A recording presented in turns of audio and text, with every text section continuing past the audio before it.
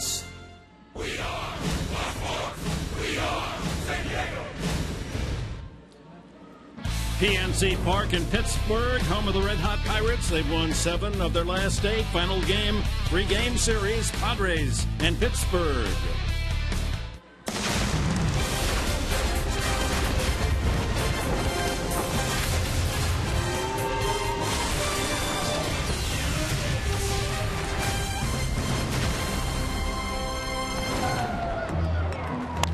That ball is crushed to left field. Upton back. And catches it. Oh, my, what a play. Takes the home run away from McCutcheon.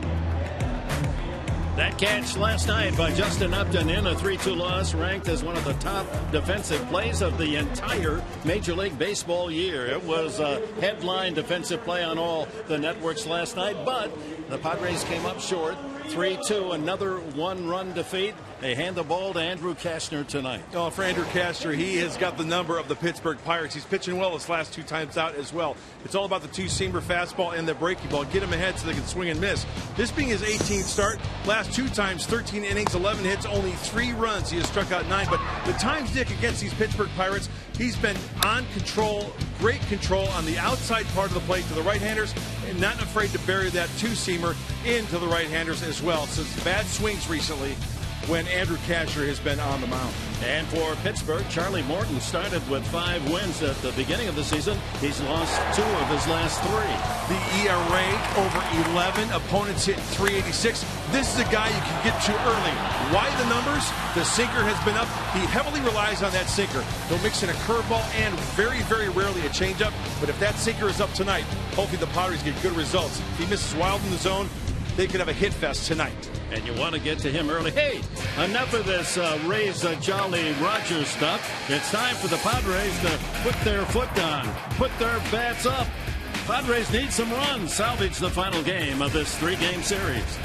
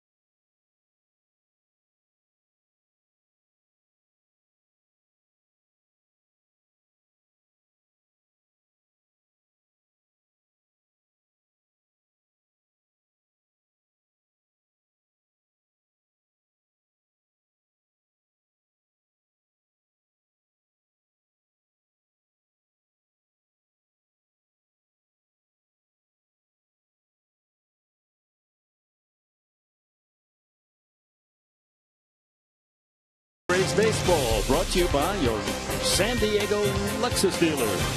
By Petco, what we feed them matters. And by Sony, the leader of 4K Ultra HD. Welcome back. It is now time to play Pick This Stick. We're going to pick players who we think is going to have the hot bat tonight. And whoever you think is right, tweet out hashtag I'm with and the last name of the broadcaster who you think will win. You could win a free round of golf to Saquon Golf Resort with you and 3 friends. So here's who we picked tonight. Dick Emberg going with Yonder Alonso. Mark Grant with the first pick. Andrew Kashner. Mike Pomeranz going with Jan Hervis Solarte. Mark Sweeney with Derek Norris. And I picked Jed Jerko. One other note today to mention, Justin Upton is not in the starting lineup. He was scratched because of left oblique soreness. He heard it on that catch in St. Louis, and he was fine, but going through batting practice, he felt the soreness creep in. They thought with the day off tomorrow, it's best to let him rest these 2 days. And then hopefully, as day to day, he'll be ready to go in Texas. One other thing, Dick, we were hoping for no rain. Light drizzle down here right now. Oh, no. We won't have any of that, Chris. Well, Manager Murphy checking the skies. They are leaden, and there's a 40% chance of showers. 72 degrees, much more pleasant tonight than the other 2 nights. Not much humidity, relatively. And we're set to go. So Murphy had to, at the last minute, change his lineup. Derek Norris will lead it off. He was penciled in there in the initial lineup, and he takes a strike to open the game. And now Lexi Amarista moves up to the 2nd spot, and Matt Kemp will hit 3rd. Melvin Upton replaces brother Justin. He'll hit 8th. We'll give you the entire lineup in a moment. 0-2 to Norris.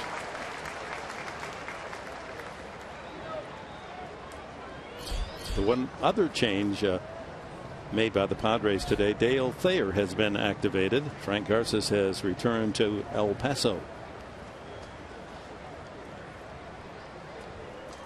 0-2. Well, the form on Charlie Morton is get to him early. The longer the game, the stronger he seems to pitch.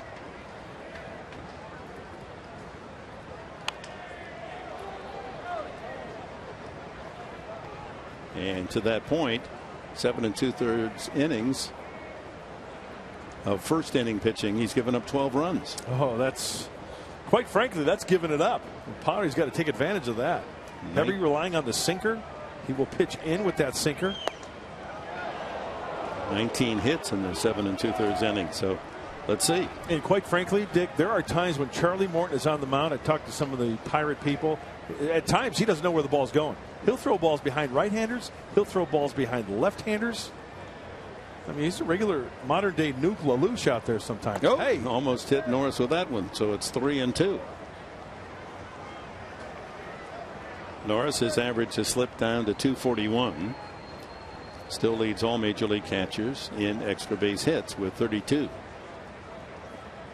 He's thrown a lot of darts all over the board. And he strikes out Norris. And now here is the Padres starting lineup, brought to you by Toyota. Norris to lead off. Alexi Amarista hits 2nd. Then Kemp. Jan Hervis Solarte takes Upton's place in the cleanup spot. Yonder Alonso 5th. Jed Jerko. Then Will Venable. Melvin Upton will hit 8th. And Andrew Kashner. Amarista at 212. The Padres are next to last in the National League in team hitting, and it's reflected in the starting lineup tonight. You have one 300 hitter, Alonso 302, and no one else is hitting above 260. Alvarez ranging nicely, and a good toss to the pitcher Morton. 2 out. Padres scouting report is brought to you by the Tilted Kilt. and Charlie Morton, the right-hander, sinker heavy, and he just keeps it simple. He just doesn't outthink himself out there. Just try to throw quality strikes. And the main thing is keeping that sinker down, because when it is up in the zone, it flattens out. And we talked about the numbers the last 2 times out. He's been getting knocked around. Last 3 times out. Yeah, the Pirates, by tradition, they knew about sinking and sinkers, didn't they? That's good. Yeah, maybe sinking the opposition. There you go. You got to get him up, keep above water keep here. Keep him afloat. Yeah. And then you sink them. I like the way you're thinking, Professor. I wish I had even started. Matt Kemp at 242. A couple of hits last night, including a big double to center field that knocked in both Padre runs in the third inning. Yeah, the hits last night were just too spread out. That 2 RBI double that you were just talking about, Dick, was big. 2 runs in that inning, but singles all the rest of the way around. Need some extra bases. 2 strikes outside. Padres took the 2-0 lead. Bottom of that inning, the third. Andrew McCutchen double made it 2-1. Another triple by Gong in the 6th inning tied it at 2. Tyson Ross pitched only 2 innings because of the weather. Fouled at the plate. A check of the Pirates defense behind Charlie Morton. McCutchen in center with Rodriguez in left, Polanco in right. Around the horn, Gong, Mercer, Walker, Alvarez. Cervelli did not play last night, back in the lineup behind the plate.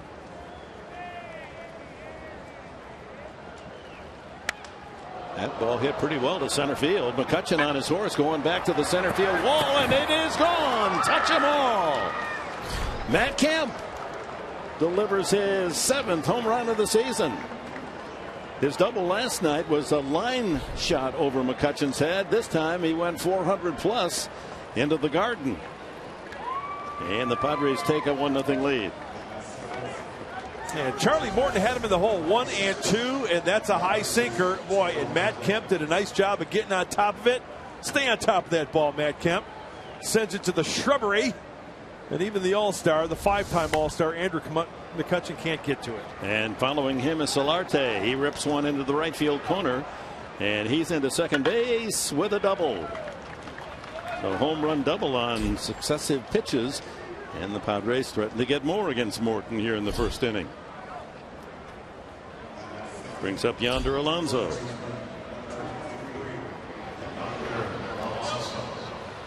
Boy, those first inning numbers are coming to fruition here for the Padres against Charlie Morton. Number 7 for Kemp. Nice swing by Matt Kemp.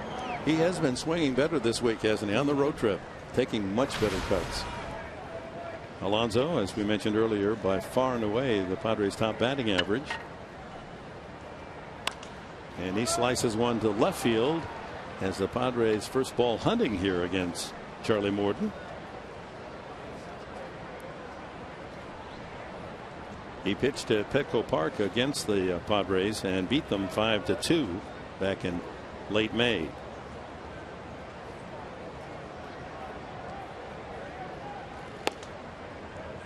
One and one. Padres haven't scored many runs on this road trip, but they've had more than their share of home runs. Yep, that's been the big thing offensively off the bat. The home runs need to be multiple run home runs, 2-run shots, 3-run shots. And most of them have been solos.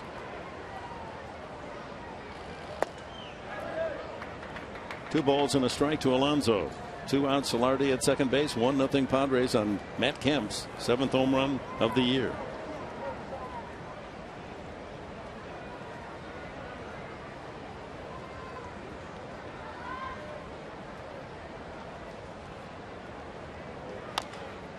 Roll to the right side. Second baseman Walker with the underhanded flip for the out. Padres get a couple of hits. A big one from Matt Kemp straightaway center field. And San Diego enjoys an early 1-0 lead.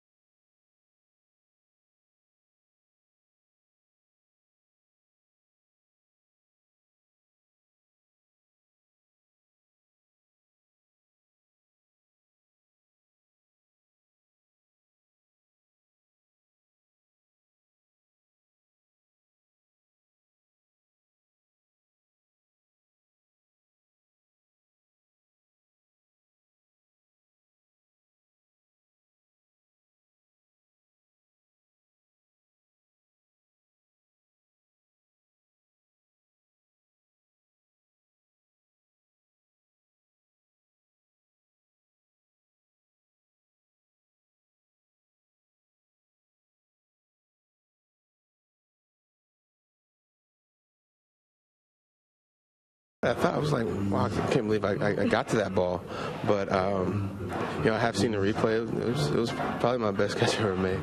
I'm saying that's the best one this year. I mean, I try to watch the great ones here and there, but that was a great catch. I was fired up. That's one of the best catches I've ever seen. Just obviously pure athleticism shown right there. Well, the ball doesn't really carry here, so I guess I got to get it in the gym tonight. So the only one who didn't enjoy it was Andrew McCutchen, who has done his share of highway robbery, taking home runs away.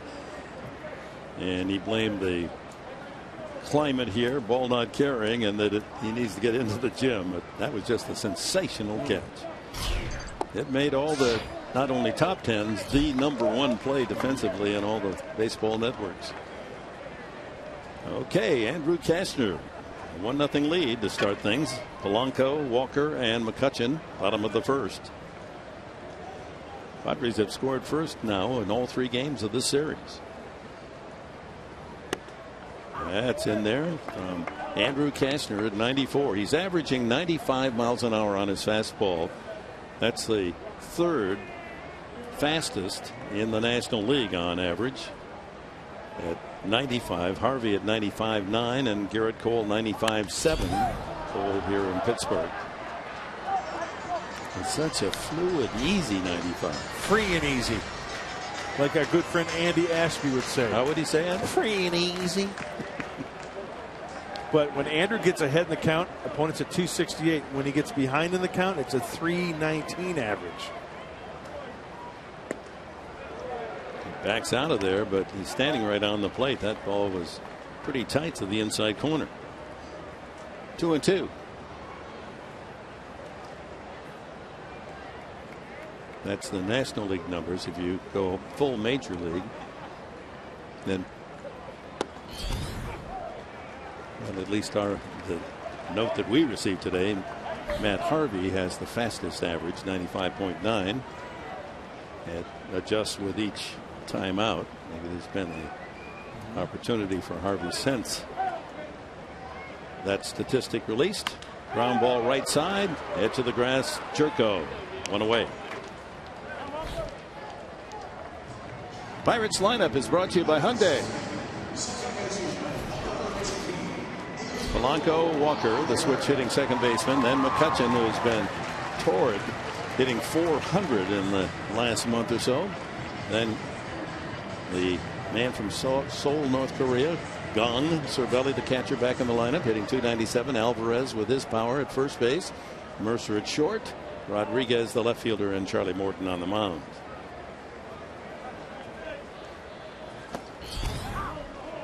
Strike to Walker.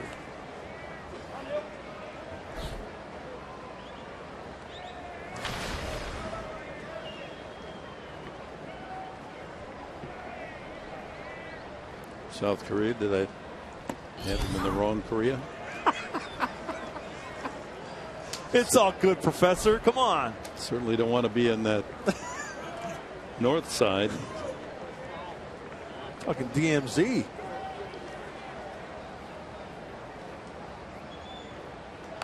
Foul by Walker.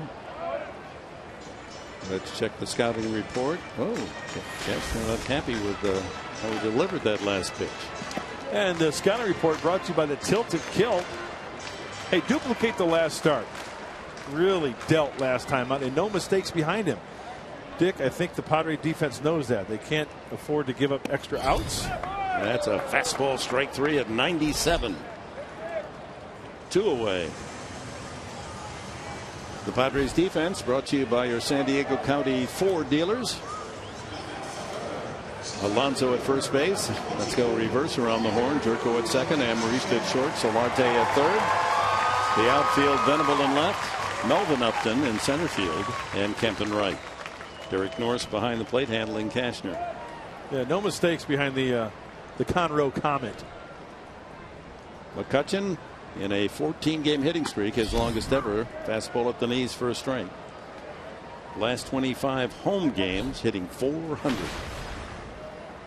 Raising his average up to 301. He started very slowly in April, but he's the McCutchen that we know as an all-star since.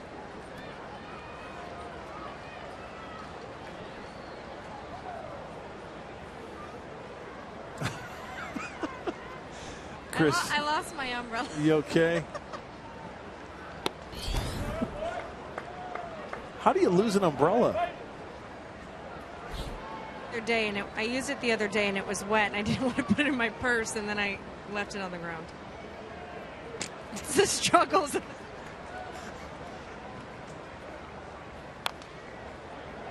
Well, buy a new one and then just expense Fox. Right. Or take a plastic bag, make sure you rip it open on one side and put it over your head. I got a date for you, Chris, right there. Because that's a better look. 1-2. Line down the right field line, foul. Well, we saw McCutchen do that 2 times yesterday. He's got a great idea, depending on the count. 2 strikes, trying to take Andrew Cashner the opposite way, knowing that if he's going to pound fastballs away, he can't pull that pitch. He doubled in the run to right field and lined a single to right, and of course it was Rob pulling the ball to left on the Upton catch. Third baseman Solarte squares it up and throws him out. 1-2-3. Cashner retires the Pirates in the first.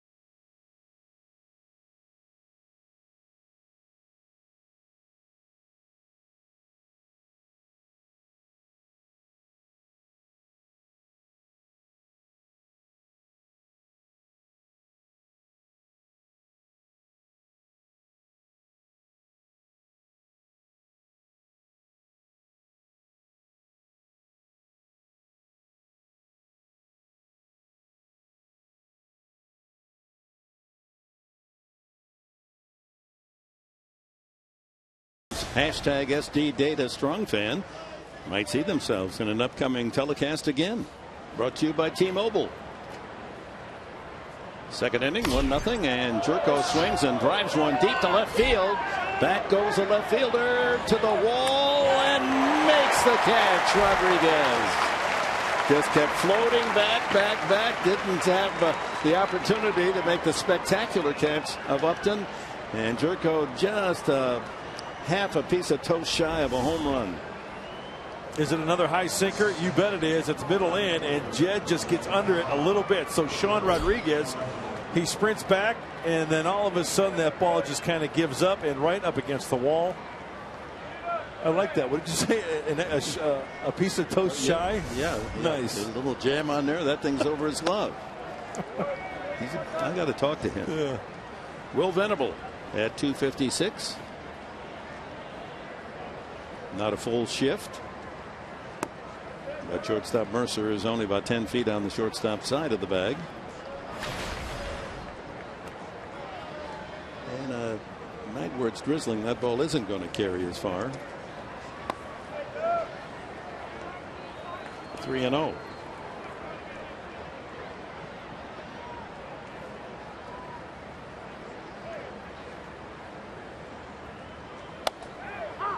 Three and 1. Well, in June, it rained 20 of the 30 days here in Pittsburgh. Really hampered the kids' baseball programs. Down low, ball 4. First walk from Morton. And we have our keys to the game brought to you by your San Diego Honda dealers. Okay, I'm going pirate theme. Yo ho ho and a bottle of runs. Arg. And Cash steals the Bucks. Now, that's a little tricky. Well, the Pirates, you know, they always pilfered from everybody else. Yeah. They stole Cash. They stole everything. Okay, so bad guys. So this is Cash is going to steal them. The Bucks aren't going to steal the Cash. Cash is going to steal the Bucks. He's going to take it away from them. Good. Padres need a win to go on to Texas, break this 4-game losing streak, and snap the 4 straight wins for Pittsburgh. 7 of 8 now for the Pirates and 9 of the last 11. Melvin Upton, just a few at bats. So his average at 160. He goes 3 for 3 tonight, and he's over 200.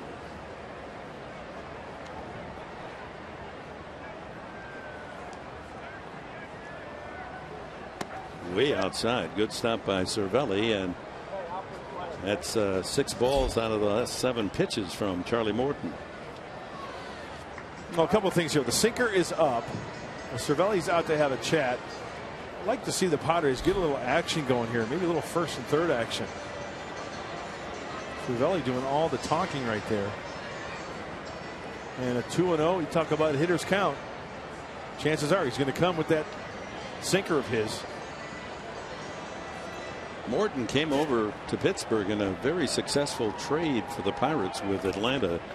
They gave the Braves Nate McLouth, and they got both Charlie Morton and Jeff Locke, the left-handed pitcher. Yeah. Both of them in the rotation.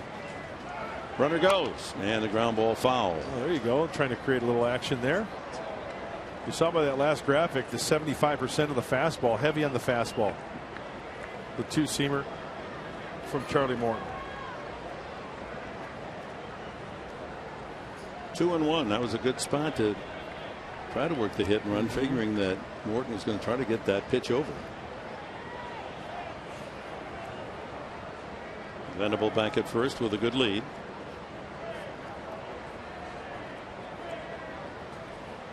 That ball hit hard to deep center field. McCutchen goes back again, looks up, it's off the wall. Running all the way is Venable. They're going to wave him in. It's going to be close at the plate. The relay throw, not in time. Melvin Upton delivers a crushing double off the center field wall, and the Padres lead it 2-0 as Venable scampered around from first base. He read it as soon as he saw McCutchen pull up and turn his back. He knew that he wasn't going to catch it. It was either going to be a home run or off the wall. That's the action I'm talking about. Once again, a flat sinker just above the knees. And as you mentioned, Dick, McCutchen plays that one perfectly, and Walker with a little bit of a double clutch, just a little bit. And Glenn Hoffman, knowing that Will Venable's got some speed, he's going to send him. So 2-0 Padres. The home run by Kemp in the first, a walk and a double by Melvin Upton for a 2-0 advantage. And shortstop Mercer had started to duck in behind Upton. The fake throw from Morton. Andrew Kashner. Now you had the first pick. You all this lineup here, and you took the pitcher. I've got a feeling. It's more than a feeling. Let's see. You do get a point for sacrifices. You do. But you know you get -1 for strikeouts. I know, but I have faith in Andrew Kashner. I have faith in the pitching staff.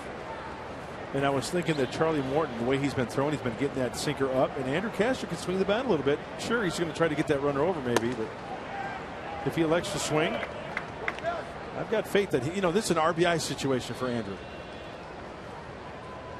Sometimes I just go on a hunch. I had that furry feeling. Well, that's right. It is kind of furry here in Pittsburgh. Tried to go to right field with that swing.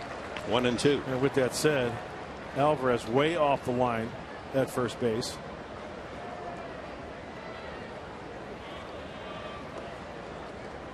So 3 hits for the Padres, all for extra bases, 2 doubles and a home run.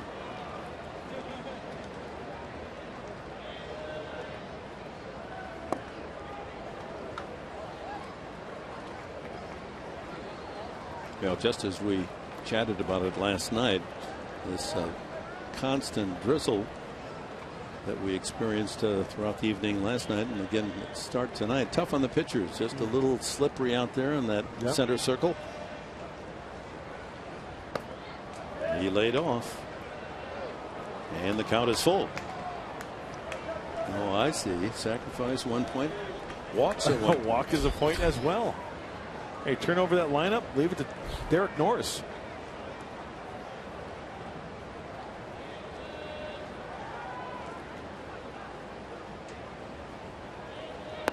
Ball 4. And bounty grows for Mark Rand. Second walk of the inning. And our closed captioning for tonight's game brought to you by Wiener Schnitzel. So a couple of walks in the inning. The first to Venable. He came around to score. Now first and second. And Ray Searage, the pitching coach, walking to the mound. Derek Norris, the leadoff man, coming up. You know, another thing that Charlie Morton can do with the sinker ball and work around that baseball a little bit, lower the arm angle, and that's when it really messes up the sinker. You got to stay on top of that pitch to make it be effective. And as I mentioned, I'll say it again. When Charlie Morton is throwing consistent strikes, he can be downright nasty. When he's out of the zone, bad night for the right-hander. You know, you've talked a lot about how you know the change-up grip, the slider grip, and all, but how do you throw a sinker? Is there a special grip? There is the baseball, the two seams where it has the baseball stamp. You know, where it has the commissioner's name on it. Those two seams, you put your forefinger and your middle finger on those two seams, and the concentration on the top of the baseball, and almost a little bit of pressure as well on the index finger, so you pronate, and a pitcher will naturally pronate on the ball, and you get that rotation, opposite clock rotation, to where it dips down and into the right-handed hitter. It worked against Norris. He struck out to open the game. 2 on, 1 out, 1 run in. The runner goes, and the breaking ball is in there for a strike, but Venable stole it without even a look. But the pitcher Cashner didn't get the sign, so he wasn't running behind him. So Melvin Upton over to third on the stolen base. Cashner at first, and now a fly ball can make it 3-0. Ooh. That just did catch a little paint on the outside corner.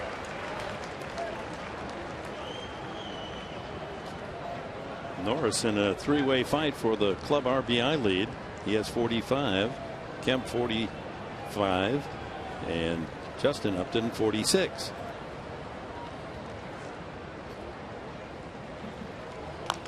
Roll toward third. If it stays fair, no, it's going to kick foul. That would have been a swinging bunt and probably a single for the speedy catcher of the Padres.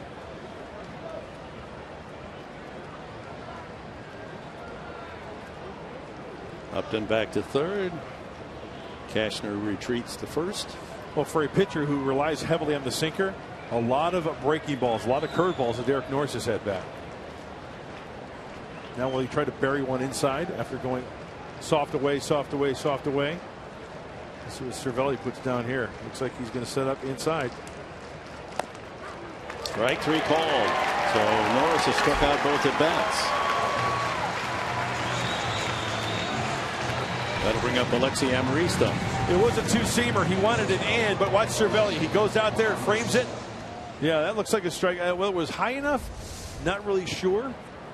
But it definitely caught plate. I think it was just a matter of being up or down. So the Padres can't add on with an out. They need the base hit now. Amarista grounded to first. 3-1 in the first inning.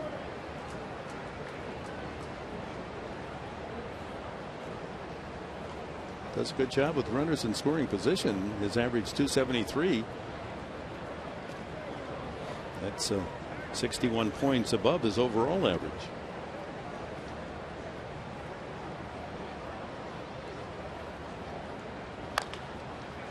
Ground ball routine to second, and Walker throws him out. So the Padres settled for one. The walk to Venable, and Melvin Upton laces one off the center field wall here at PNC Park, and that brought Venable around to score and gives the Padres a 2-0 lead.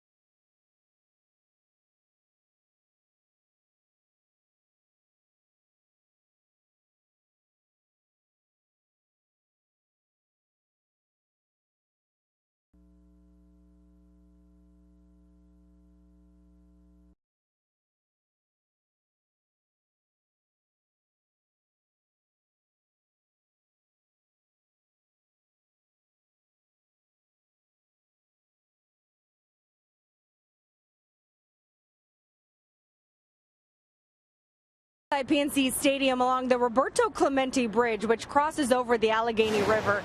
3 players have actually hit home runs out of PNC Park and landed in the water. One of them just this past May.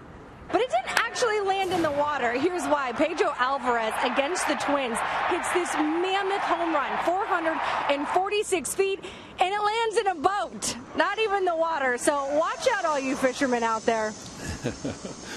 Yeah, that's a mighty poke, isn't it? That gentleman gets into his boat and he drives 30 miles up the Allegheny, and it is the longest home run in baseball history. Yeah. What a nice setup here in Pittsburgh. We've talked about it many times, but the skyline, just the ballpark itself, very nice. They did it right here. Well, there is one negative. Come on, not to be negative. Gong gets cleanup, and that is that we're in the nosebleeds. That's true. In the broadcast booth. Yeah, they wanted to have the fans closer to the action, and the last name on the list was press box. Media. Yeah.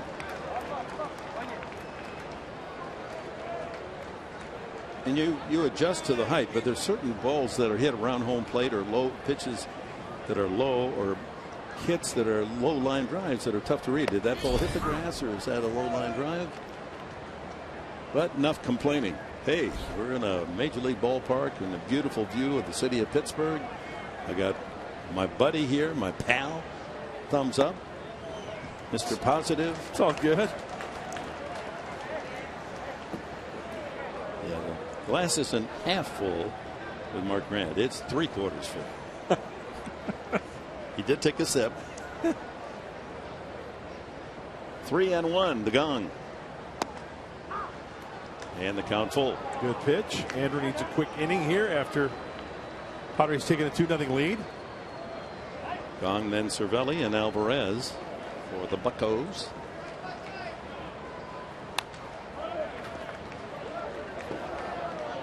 Cashner has very fond memories of pitching here at PNC. He didn't pitch here last year, but 2 years ago in September, his best ever outing as a major leaguer right here on this field. Faced the minimum number of batters, 27. Ground ball to short, and Marista can't get it. And he's going to try for second. Here's the throw. No throw. Oh my. That was a daring move by Gong. If Upton comes up with a ball, he's only got about a 35-foot throw. That would have been a sure out, but Upton couldn't pick it up. That is a daredevil double.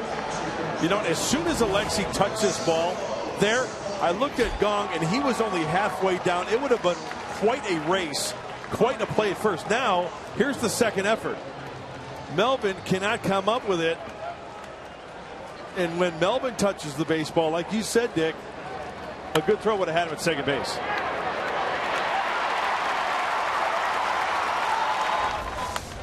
Ground ball to second. That'll move Gong to third as Cervelli makes out. And the Pirates can get a run back on and out as Pedro Alvarez steps up. Well, the road trip has had some terrific pitching. Not enough hitting and some questionable defense that has really knocked some holes in the hopes and efforts of the team to come up with wins. A couple of unearned runs in 2 of the losses that went 2-1. Alvarez 2 for 7 with a home run against Cashner. Jordy Mercer on deck.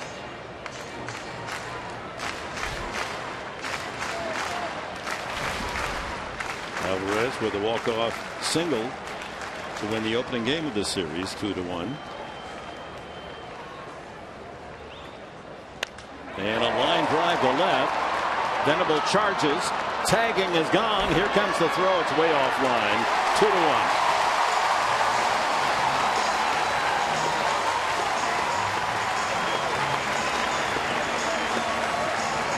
Well, the Pirates just stole a run. Well, this is a frustrating play right here by Will Venable. As soon as this play was completed, Will immediately started shaking his head. Shallow enough to where he could have made a better throw than that down the third base line. It's way up the first base side of home plate. Will upset with himself on that one.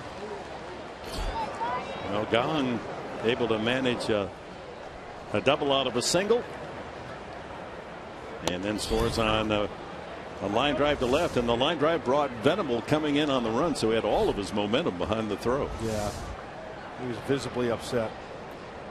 So the base is empty. The Pirates get one back. It's 2-1, and Jordy Mercer looks at a breaking ball for a strike. 0-2. Mercer hitting .248.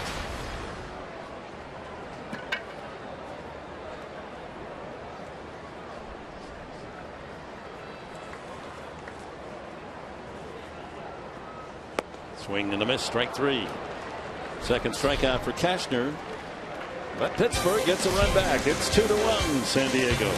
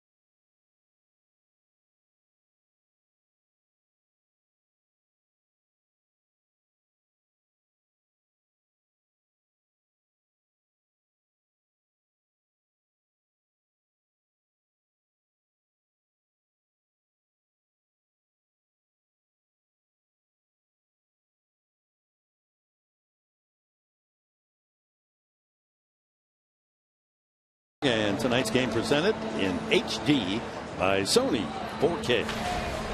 Matt Kemp hit his 7th home run of the season over the center field wall in the first inning for the first Padre run.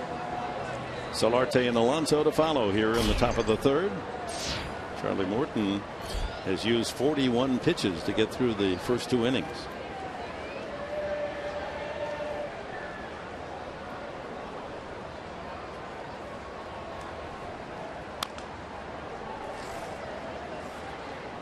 Solarte hitting cleanup. Justin Upton scratched a couple hours before the game from the starting lineup. Soreness in his left side didn't bother him making that spectacular catch last night. A curveball around the plate. They just want to rest him. They don't want to aggravate. If it is an oblique injury, those can be nasty. Oh, yeah, they can. Tough to get rid of. So they want to rest him today. Off day tomorrow. Give him a couple of days off. Rather have 2 days off than aggravate that thing and have 2 weeks off. Padres fly out of Pittsburgh tonight on their way to Dallas, and then off day tomorrow before the series opens Friday. Inside again. Here's Kemp's first at bat. He drives one some 415 feet over the center field wall. 7th home run of the year. Foul back. Matt's upset with him on that pitch, swinging at that ball well out of the strike zone. There's nothing wrong with taking ball 4.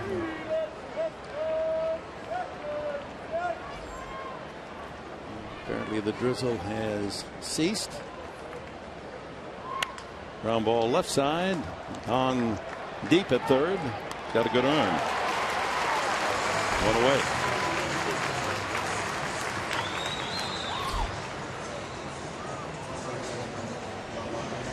Made some pretty good plays over there at 3rd base. Plays the line with Morton, the sinker baller, and pounding pitches inside there. He gets Matt Kemp by about 2.5 steps. Solarte doubled into the right field corner his first time.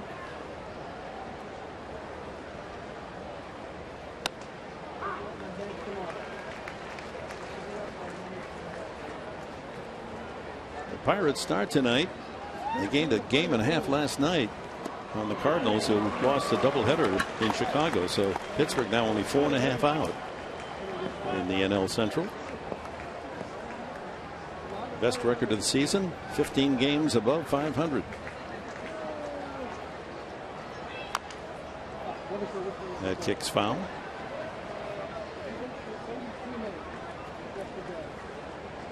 National University presenting those standings.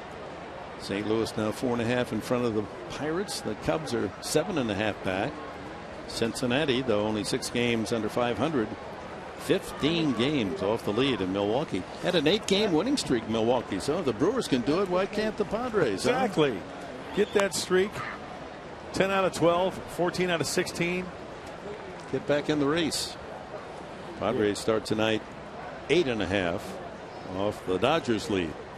And the Pirates, we know, we've documented doing it with the pitching. Going into tonight's second ERA in the National League, 2.87. They're only 8th in runs in the National League. So they're pitching some stellar frames.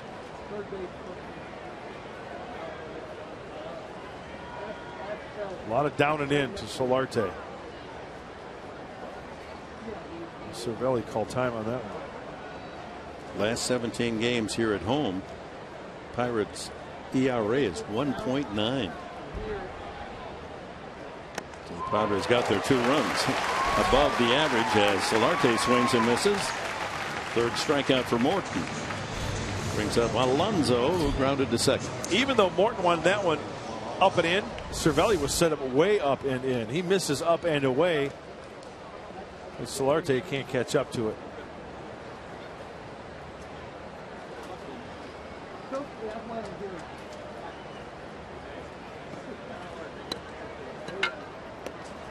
Breaking ball hangs outside.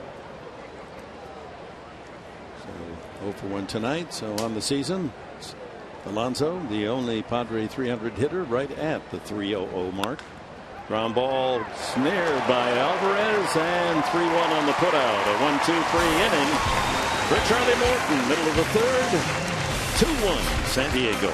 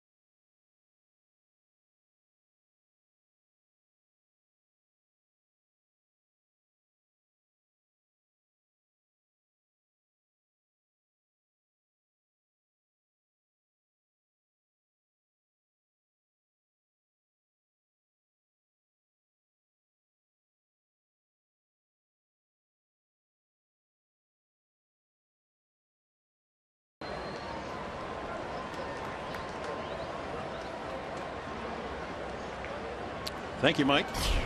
So the Giants back at 500, 43-43. In second place behind the Dodgers. Andrew Kastner, a bit unlucky. Support wasn't brilliant for him in the second inning, and the Pirates score a run. It's 2-1. Sean Rodriguez, then the pitcher Morton, and leadoff hitter Polanco in the third. Rodriguez, former Tampa Bay Ray. 3-0. He's in the lineup because of a couple of injuries to key players for the Pirates. Josh Harrison is on the DL with a thumb tendon injury and swings 3-0 and sends a sky high fly ball to center. Melvin Upton grabs the first down. And Starling Marte left the game on Sunday with a sore left side, and he has not played in the series. I'd just like to extend a nice thank you to Sean Rodriguez, swinging 3-0 there and popping it up. Kastner would probably co-sign that. Here's Morton. He's 1 for 12 this season.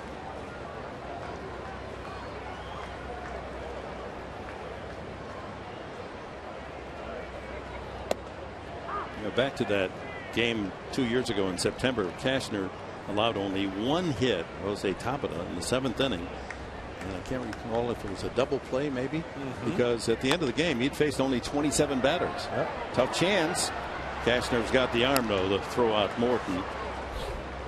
If that had been one of the regular players, he would have had a tougher play to make. Well, Dick, the All-Star game is coming up. It happens in Cincinnati. The league's best, the Major League best players are going to gather there for the Midsummer Classic. Home field advantage goes to the winner for the World Series. Coverage of the 2015 MLB All-Star Game begins Tuesday, 4 p.m. Pacific on Fox and streaming live on Fox Sports Go. And let's hope Justin Upton will be healthy enough to represent the Padres in the game, get a chance to swing the bat. Gregory Polanco rounded to second, his only time up.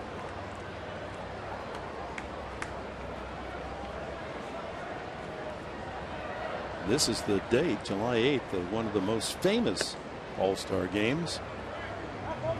And it involves San Diego's own Ted Williams. 4-3 put out on Blanco. Walker on deck. 2 outs, bases clean here in the third. Padres 2, Pirates 1. Center field. Upton has a beat on this one and squeezes the third out. 1-2-3 go the Pirates. After 3-2-1 San Diego.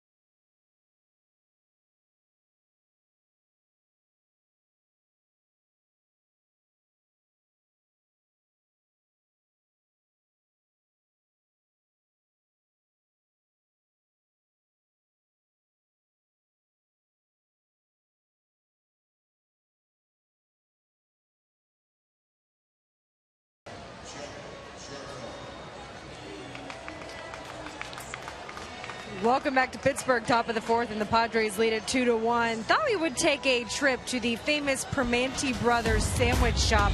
It was actually started in the 30s when someone decided, hey, we're going to put some coleslaw, some french fries, and slap it on a sandwich, and they sold it and became Primanti Brothers in 1974. This is the original one. And there it is, a nice thick piece of Italian bread, some meat. There's the coleslaw, some french fries. There it is, and one hearty little bite. It was a good one, too. Does it come with a cardiovascular surgeon? We went halvesies, we split it, so I'm only half in need of one. You liked it? Yeah, it was good. You get a lot of french fries, so don't only order, we ordered extra on the side. Jerko grounds it toward the hole, and there's Gong to glove and throw him out. Jerko just missed a home run his first time, sent left fielder Rodriguez right to the paneling in left field. Oh, this is the way that Gong has been playing over at third base. Chuck Barris himself would be glad to say, we got the Gong show going on over there at third base. He's making some good plays. Well, people would have trouble when they look into their TV guide to see KANG show. Right. The Gong show. Yeah. That's a play J.P. Morgone would have loved. Venable walked the first time and came around to score on Melvin Upton's double off the center field fence. Of course, I'm going way back with that reference. J.P. Morgan, the singer. Well, remember, she always appeared on the Gong show. Yeah, that's right. She was on Baffle as well. She was on the show that I emceed way there back. You go. Short-lived as it was. She was a real character.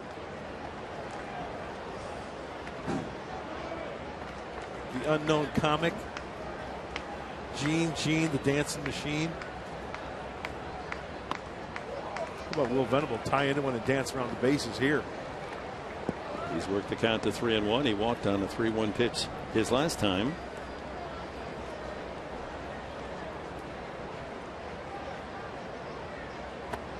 And he walks again. The third given up by Morton. Well, here's our fan, Diego, fan of the game. Oh, looking sporty. Yeah. The nice fedora that was given away. The road jersey matching the ones that the Padres are wearing tonight. And the home blue, or I'm sorry, the blue cap that the Padres are sporting. Nicely done. Look like all four. Family of four there. Yep. Root for the Padres tonight as Melvin Upton settles in. Knocked in his third run as a Padre with that double off the center field fence. Strike one.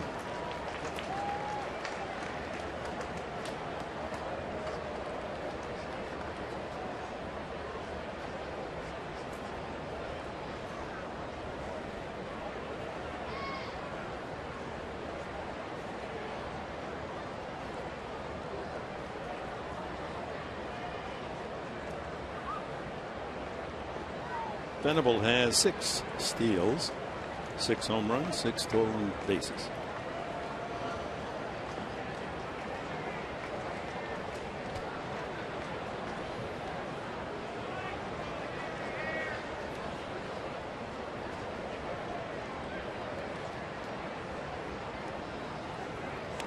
No, the Pirates are smelling something. No, the one thing I did notice about the Will Venable at bat, remember Morton's been getting the sinker up. Well, all the pitches to Venable were down, so Morton is trying to make somewhat of an adjustment. It was just a good eye by Will laying off those low pitches.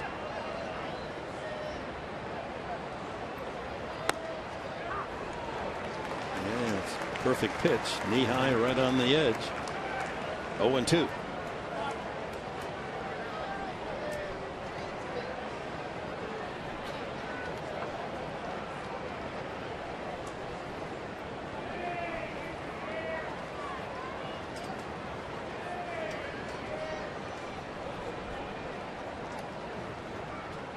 Ground ball. There's Gong again. Goes to second for one and back to first. Not in time.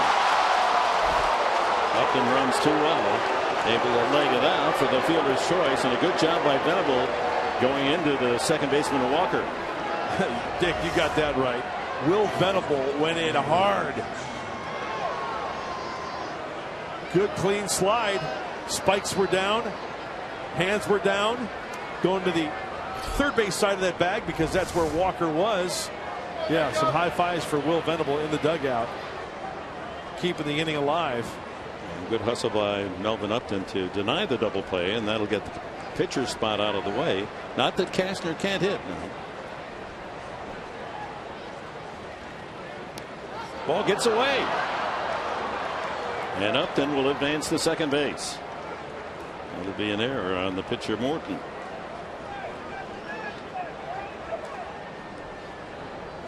Now they're going to charge it to Alvarez.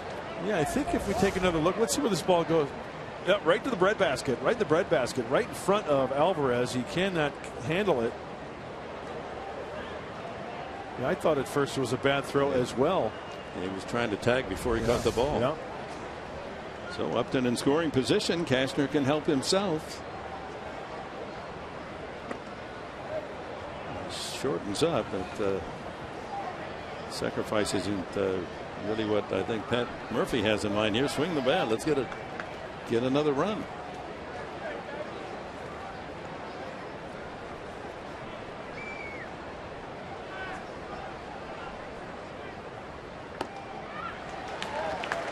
Good hack at that. 1-1.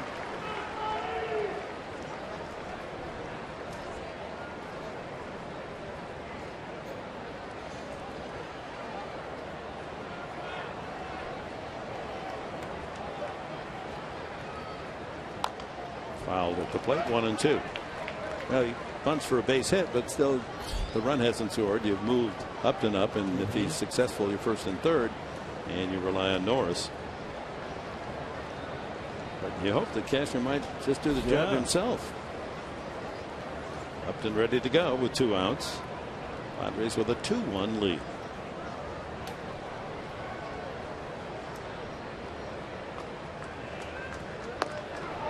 And he looks at strike 3.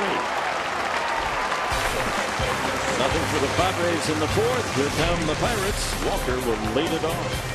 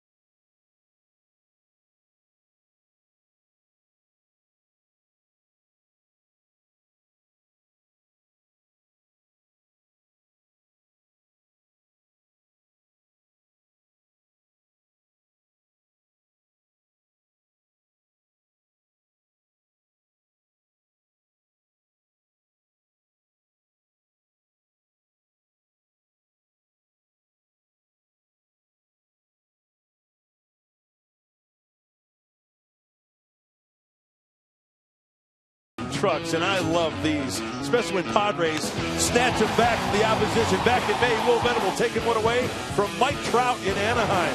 Yes, hats off to you, Will Venable. High fives all the way around, and then Andrew McCutcheon. Not on my watch, says Justin Upton. Snatches it back, takes away a home run. Marcos Mateo loves it, and so do the rest of his teammates. Let's check out the Fox vision, see how far he goes, and then how high he jumps. Full extension, 2.8 feet. So you add his 6'2" size to 2.8 and up by 8.5 feet. And what's interesting about those two terrific catches, they rob players who are known for doing the very same Mike Trout makes those sensational plays, and so does McCutchen, and they get a taste of their own medicine. With a 2-1 lead, Cashner will face Walker, McCutchen, and Gong here in the fourth. And a strike to Walker, who took a third strike his first time.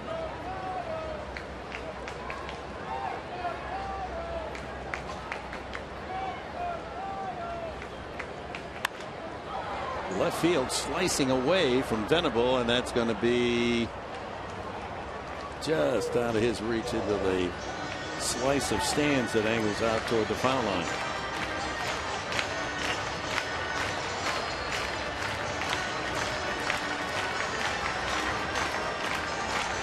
So off day tomorrow, Friday night. Our TV time 5 o'clock here on Fox Sports San Diego. The first of 3 against the Rangers. Ian Kennedy will be on the mound against Wandy Rodriguez.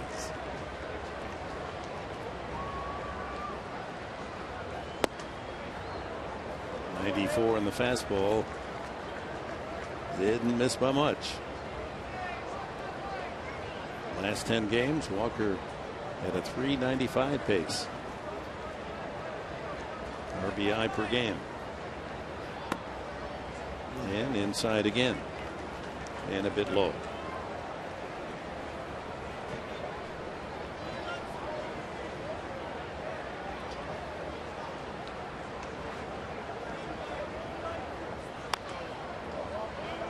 Well, a lot of all-star conversation all around the country as we anticipate next Tuesday's Midsummer Classic. And we're talking with one of the Pirates' fine announcers, Steve Blass, who, as a pitcher, made the all-star game in 1972. And he was recalling an incident that we had a chance between pitches we'll share with you. That's line to left field. Venable is there. Walker out. He said that he only went to one all-star game, 72. He went into the locker room, and here are all these great players, and he sits down next to Johnny Bench. There's Steve with a striped tie. Sits down next to Johnny Bench, and Bench says, I understand you're going to pitch the third inning. He said, yeah, I think so. He said, well, let's go over the signs. And Steve said, why? You know what's coming every time I pitch to you. You hit everything I throw at you. Don't need to put down a sign. That's good baseball humor. Oh, what a great sense of humor Steve has as well. Always a treasure, always a pleasure to see him here in Pittsburgh. He does only home games. Here's McCutchen.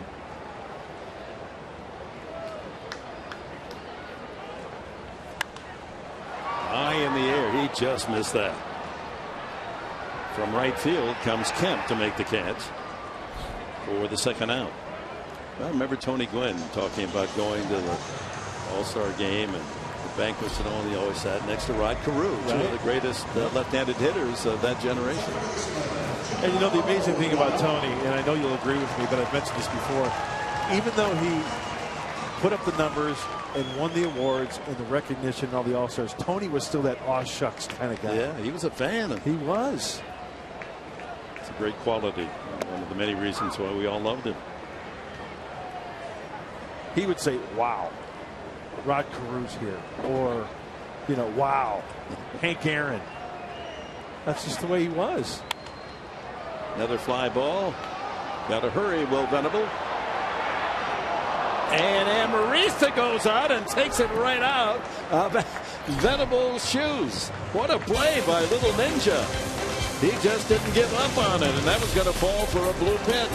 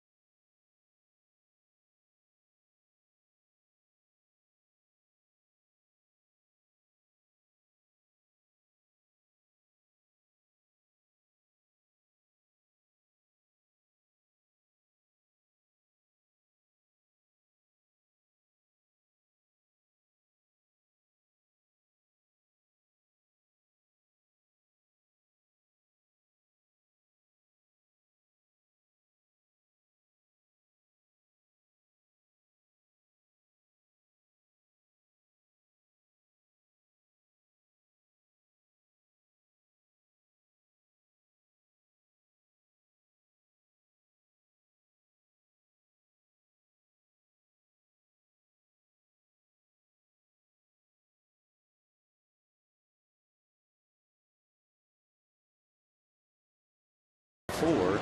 Pirates 1 run on 1 hit. That was the Gong's single stretch into a double. Amarista says, I got it, and twisting and turning took it right away from Venable. What a nice play. Cashner says, yes, sir. That's my man Amarista. And the Padres then in the dugout give him the high fives. Or in Amarista's case, low fives. Hats off to you, Alexi. He's in there somewhere. So the Padres with a 2-1 lead. How about Cashner? The last 2 innings, he's needed only 9 pitches in the 3rd, 9 in the 4th to get his 6 straight outs. Norris, Amarista, Kemp in the top of the 5th inning.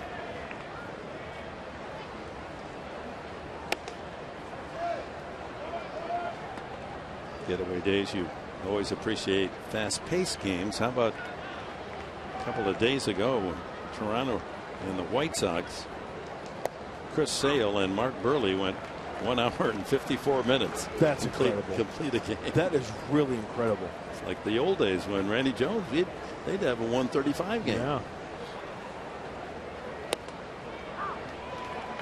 Norris 1 and 2. He struck out the first 2 times swinging in the 1st inning, and he took a 3rd strike in the 2nd. You know, why wouldn't pitchers want to work quickly?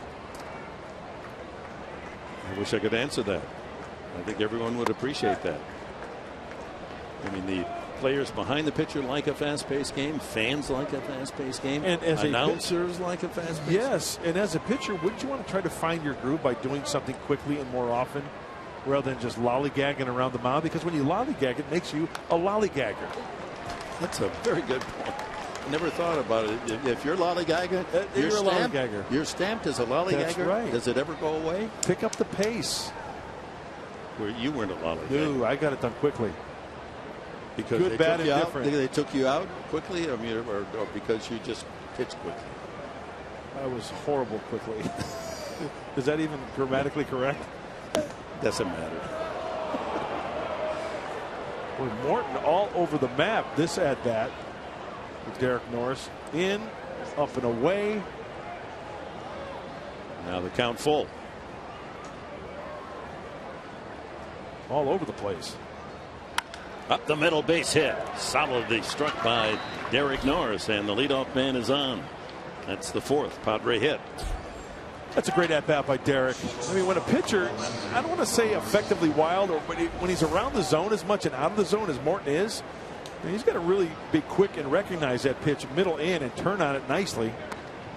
Looked like one of those sinkers, and Norris read it well. On that ball to the center field, you can see a little rooster tail of water on that ball going out to McCutcheon. Well, there's been rain all 3 nights here in Pittsburgh, and it's terrific a job as the grounds crew has done, and it's accumulated. Tougher to field the ball. We saw that from Melvin Upton trying to pick up the ball barehanded on the Gong double. Amarista has grounded out twice to the right side to the first baseman and to second baseman Walker.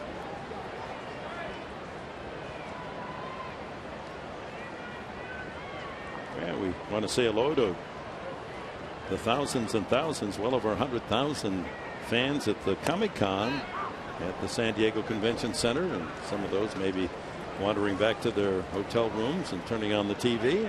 Welcome to Fox Sports San Diego. Hope you're having a great time in our fine city.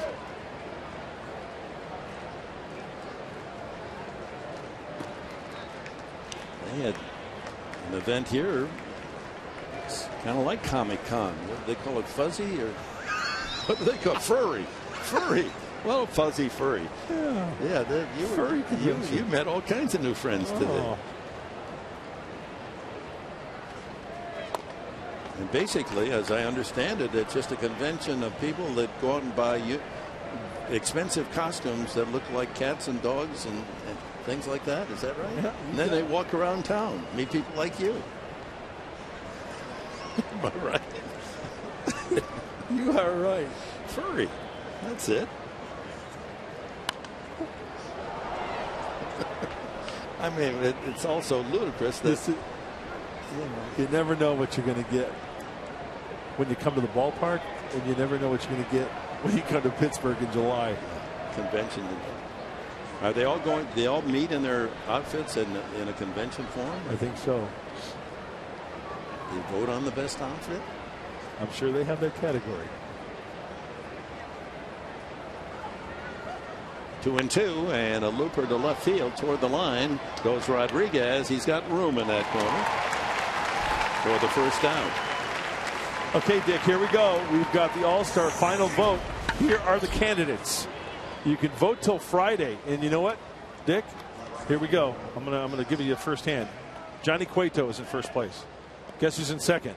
Your guy, Tulo. Yeah. So there it is. You Top want a two pitcher? guys. Do you want a pitcher or a hitter if you're the National League manager, Bruce Bochy? Yeah, voting at MLB.com ends Friday at 4 p.m. Eastern. And once again, don't forget, July 14th, the All-Star game only on Fox. So tune in. Who's going to get that final vote? Matt Kemp hit his 7th home run over the center field fence in the first. Rounded to third the last time. Ooh. Norris just skipping back to the bag. That was pretty close. And Pedro Alvarez kind of gave that look, that look back to the dugout to where they might want to challenge this.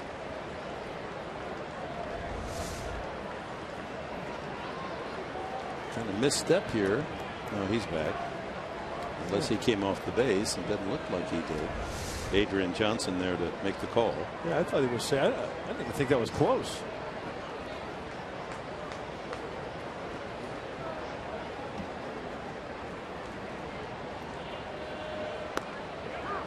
Breaking ball for a strike. Jan Solarte after Kemp.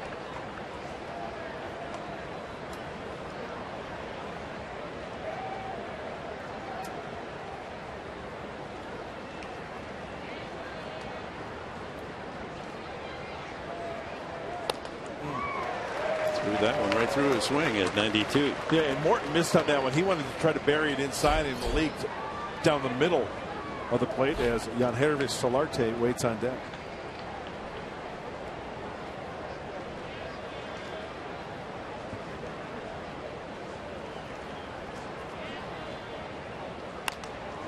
Fouled out of play.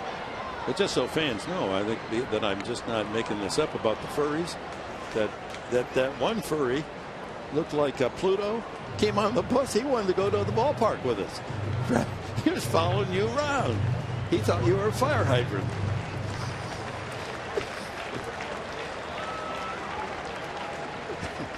You engage everybody. Down low, 1-2.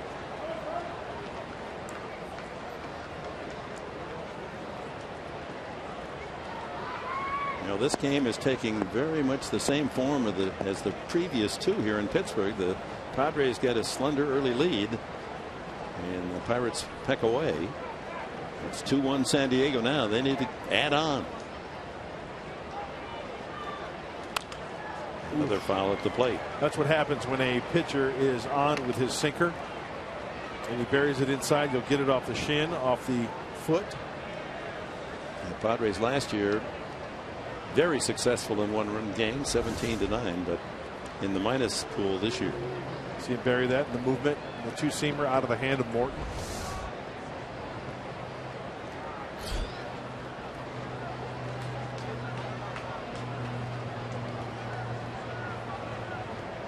Infield looking for a ground ball chance. The Pirates lead the majors in double plays. They're 3 away from 100.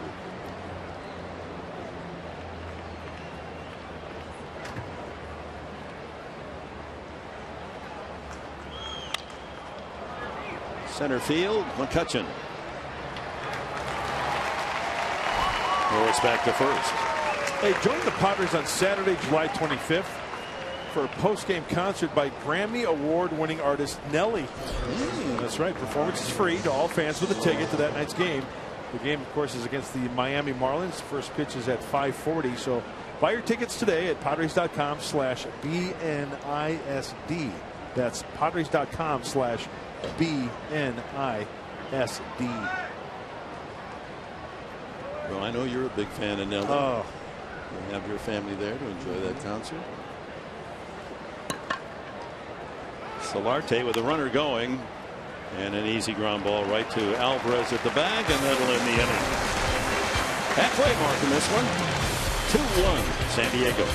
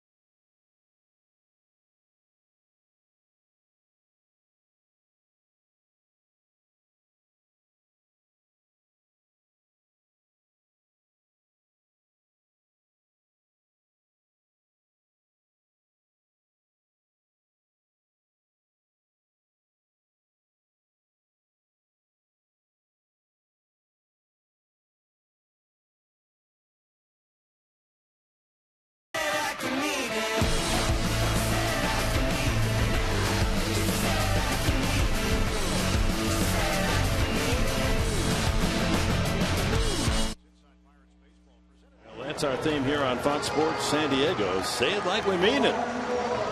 Padre baseball. Get the ship headed through the wind in the port here. Yeah. With some winds on aboard. Deny these Buccaneers.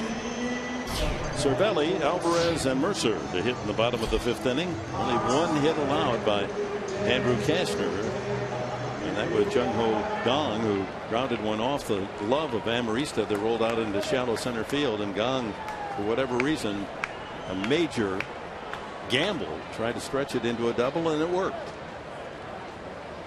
He later came around to score on a sacrifice fly. And sometimes that super aggressive play does pay off. Yeah, puts pressure on the defense. They have to make the barehanded grab. It did not happen, and it worked to his advantage. Cervelli grounded to second his first time. And time for our Cholula flamethrower. And with Andrew Kastner on the mound, 97. What is that? Muy picante. And that's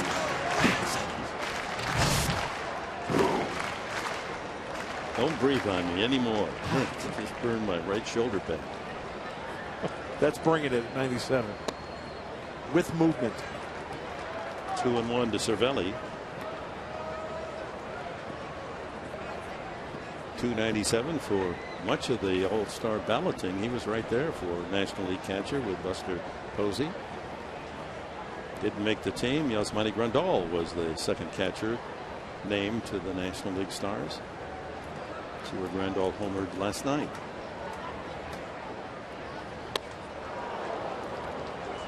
One of the few changeups we've seen tonight, and it was a dandy. It was set for the fastball, then he gives you this. It's worth another look. Change up grip in the glove, up on top, throw it just like your fastball, and it'll bring it to your knees.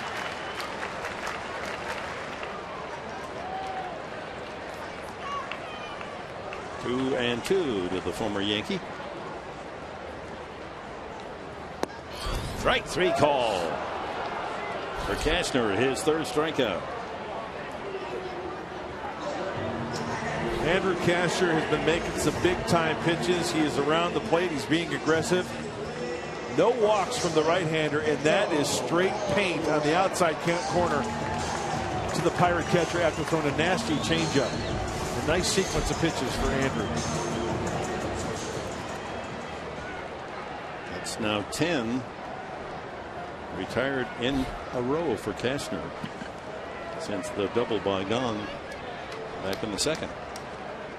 Alvarez, who's trying to bunt to the left side on the shift. He runs pretty well for a big guy. Cashner takes care of business. 2 away. And some defense helping out the right-hander as well. 11 straight as Jordy Mercer climbs aboard. He struck out swinging the first time. This is a terrific day in history, and I know you're going to really like this. And I'm going to go back a long way. Okay. A long way to this date. July 8th, 1776. Oh, okay. Remember July 8th, not July 4th. Right. But on July 8th, the Liberty Bell rang in the city of Philadelphia to call all citizens to Independence Hall for the reading of the Declaration of Independence. Huh? Does that give you shivers? I would have loved to be there for that one. Seriously. What we talked about at July 4th, how I would have loved to have been in that room when they signed off on everything. But to be there for the reading of it, that would be very, very cool. I don't know who read it. I'm guessing Franklin or Jefferson, one of the great heroes in Americana. Just the very thought of that, just very exciting. That's always a good visit too. The Liberty Bell is right across the street from Independence Hall in Philadelphia. And if you ever get a chance to go there, you have to go.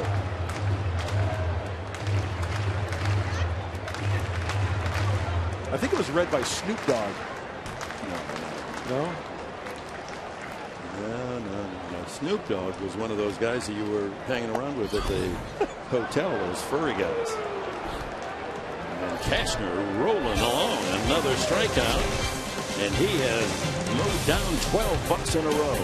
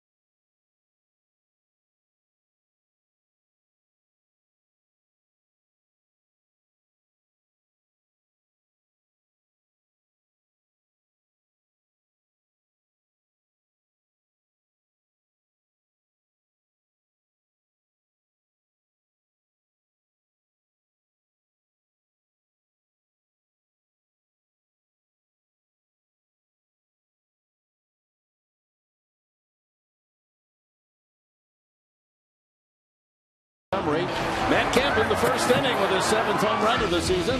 1-0 Padres, and they added on in the second inning. Melvin Upton, a double off the center field wall, scored Venable, who had walked. 2-0. Gong, a gambling third baseman for the Pirates. He tries to make a double on this. Upton would have had it, but couldn't pick up the ball. And Gong goes to second and eventually scored on the sacrifice fly to make it 2-1. Venables throw offline. Gong gambled all the way around the bases, didn't he? Well, what do you know? Another one-run game. Boy, this whole road trip been tight, low scoring. Yonder Alonso has grounded twice, second baseman and the first baseman.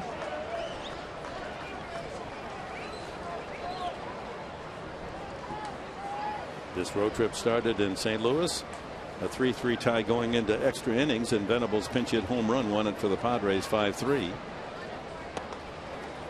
Game 2 in St. Louis. Padres won 2-1. Game 3 in St. Louis. Cardinals 2-1. Game 4 Sunday, 3-1 Cardinals. And Padres come to Pittsburgh. And that one doesn't beat the shift. As Walker, that is a base hit any other time, but Walker closes the hole on the right side to deny Alonso. This ball is struck well, and that's just a big league play by Neil Walker.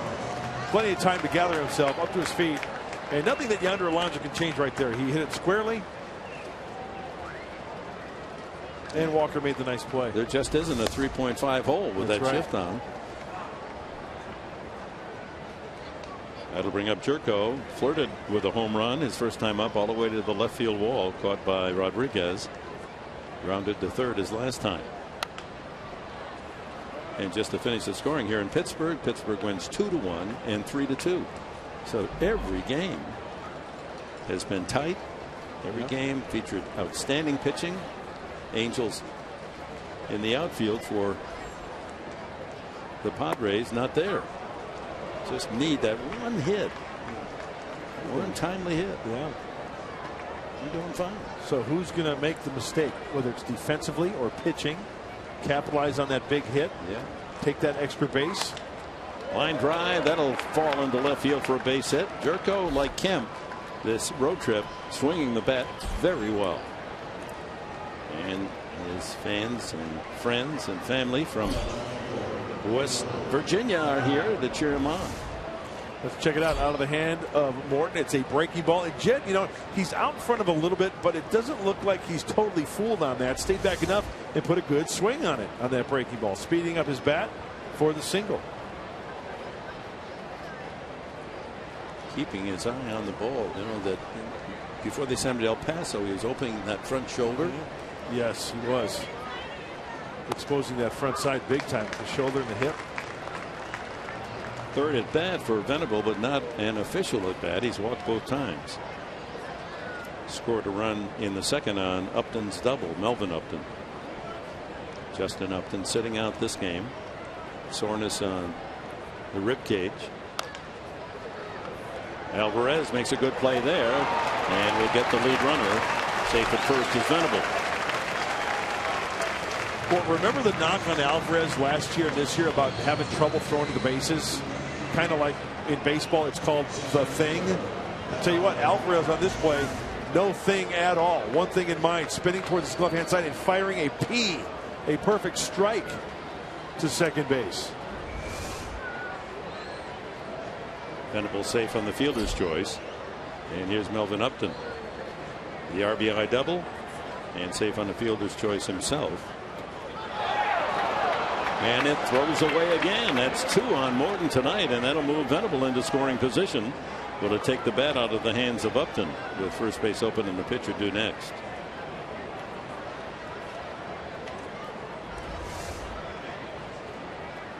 Boy, I don't know if that's going to be on Alvarez or Morton. The first time, I thought there was a very catchable ball once again for Pedro Alvarez. He's been picking off his own first baseman, Morton. Yeah. It is Alvarez. Both errors. And the first baseman unable to catch the throw from his pitcher. And they're not going to let Upton swing. This will be the 4th walk from Charlie Morton. And again, Cashner. All right, Andrew. Time to make it hurt. Cashner's been up with a man in scoring position each of his first 2 at bats. He walked in the second, struck out with a runner at second base in the 4th.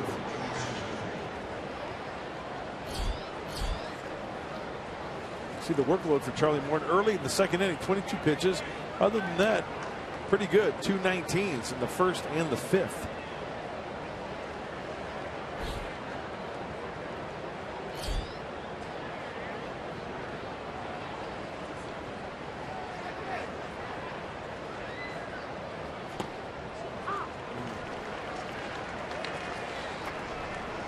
Andrew Cashner has worked through 5 innings, Mark Grant, using only 58 pitches.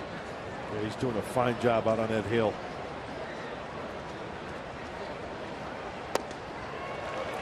Meanwhile, Morton, working the 6th inning, is already over the 100 pitch mark.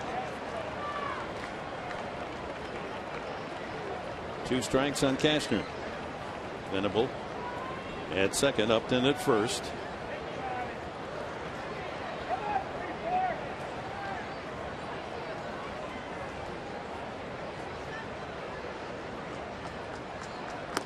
And he's struck out looking. Now another opportunity goes by the boards. It's still 2-1 Padres.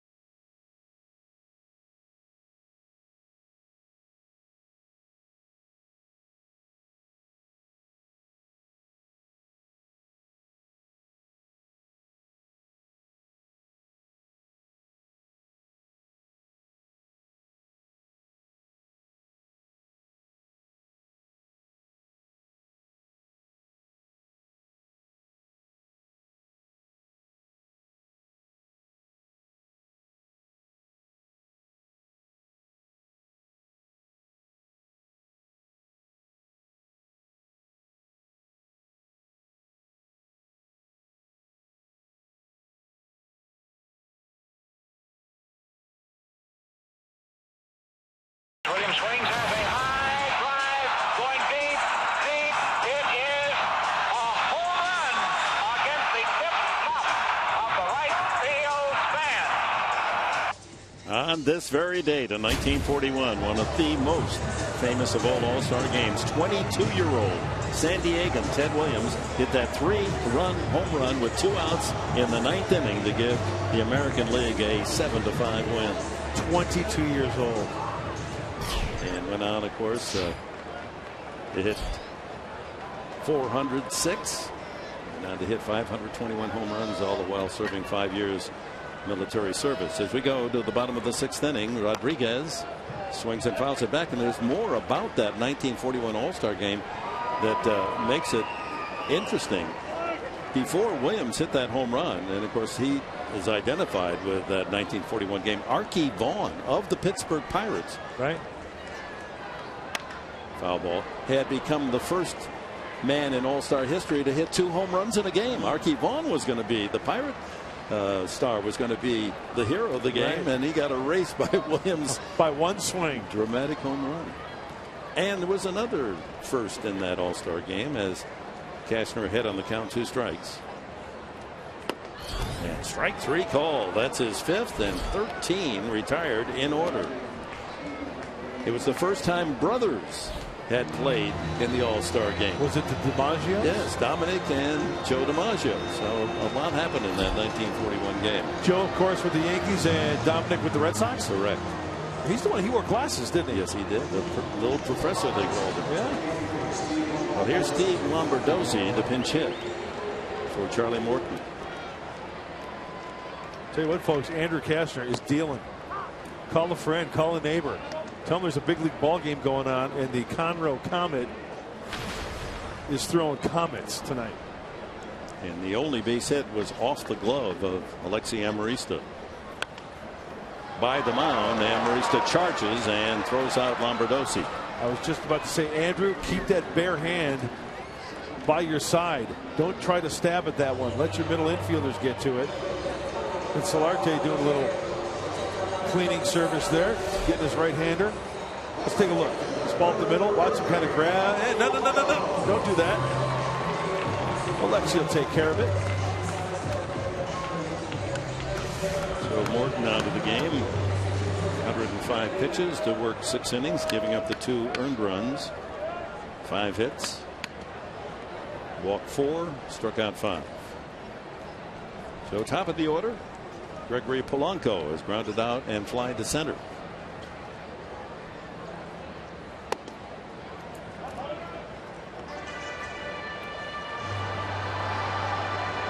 Since that double in the second inning, leading off by Gong.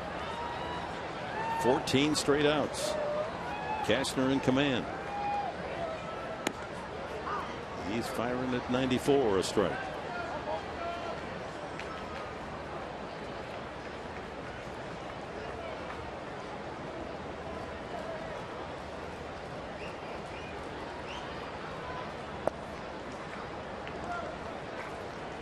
Slider that time. 2-1. He has not walked a man. 5 punch outs for Cashner.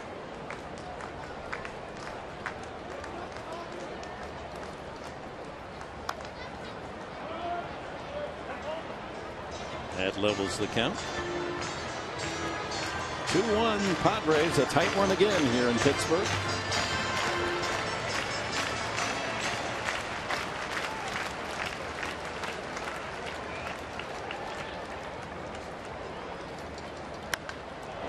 Fly ball toward the right field foul line, a long run, and it's Kemp to come over and make the catch just in fair territory. Another 1-2-3 inning. Andrew Cashner, what a game.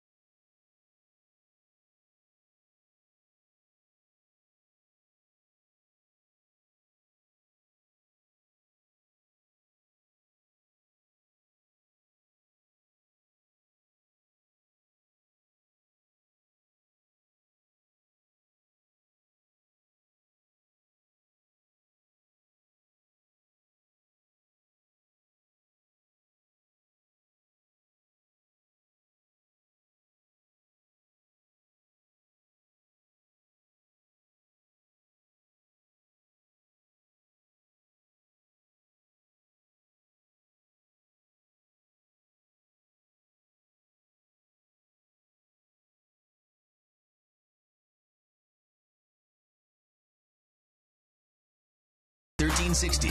And in case you missed it, an encore edition of SD Live, our guests tonight are both part of the team's bullpen crew for your San Diego Padres. Brandon Maurer, Sean Kelly. I think at the same time you got to be careful with kind of the integrity of the game, and are we getting too much into let's make it entertaining versus getting away from what baseball is really about. All right, stay tuned after Padres Live, the postgame show for SD Live. Sean Kelly, Brandon Maurer. Get to know them a little bit more right here at Fox Sports San Diego. New pitcher is Deolis Guerra. Pitching change brought to you by El Cajon Ford. The Padres need to add on because Andrew Cashner is pitching a gem.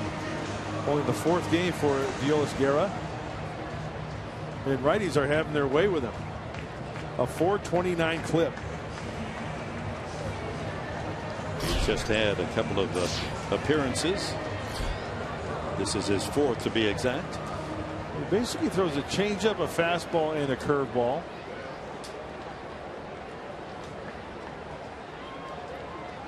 Tops out about 93, Dick, on that heater. Another of the many baseball products out of the country of Venezuela. There's a 79-mile-an-hour breaking ball. Strike one to Norris. Struck out twice and singled. Padres got their runs in the first and second. The home run Kemp in the first. The RBI double Upton in the second. Melvin Upton. So far, curveball, fastball to Norris. See if he throws that changeup to right-handers. I know a lot of righties like to throw that changeup to left-handers because it dips down and away. And if you throw that changeup to a righty, as a right-handed pitcher, you better make sure it's down out of that zone. Way out in front. Count remains 2 strikes. That looked like a changeup at 81. Guerra 2 years ago went through a frightening time. He was diagnosed with a blood clot in his right shoulder. Had surgery to remove a rib to improve the circulation in his right shoulder. And here he is in the big leagues. Broken bat ground ball to third. Another chance for Gong. He's been a very busy infielder in this series. One away. Well, on this day, July 8th, 1976, the Padres' Randy Jones with the most victories at the All-Star break in National League history, winning his 16th game. That's right, 16th. A 6-3 win over the Cubs at Wrigley. Jones would go on to win the 1976 NL Cy Young Award. He finished that year 22-14. But how about 16 wins before the break? Wow. And we know that only one pitcher has won 30 games, right? In the modern day, it was Denny McLain, correct? 1968. And you know what else? That was our Geico Padre moment tonight. Andrew Kashner. He is within a glove's length of pitching a no-hitter. Amarista. A couple of ground outs and a fly to left. Ranging behind second base for Gong's ball. Dived. Had the ball off the tip of his glove into center field. He fields that clean and throws out Gong. Yeah. Kastner's working on a beauty. Well, it's a great effort anyway, but in light of the fact a no-hitter never pitched by a man in a Padre uniform.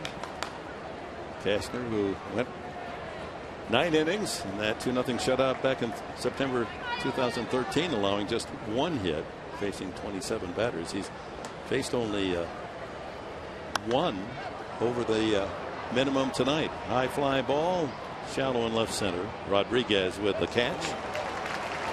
2 away. Let's go back. This is the only thing that's kept Kashner. I mean, Amarista might well have fielded that. Yeah. And Gong then gambles on going to second, and Upton couldn't pick up the ball in center field, or otherwise Gong would be out, and the Pirates wouldn't have a run. So 2 outs to Matt Kemp.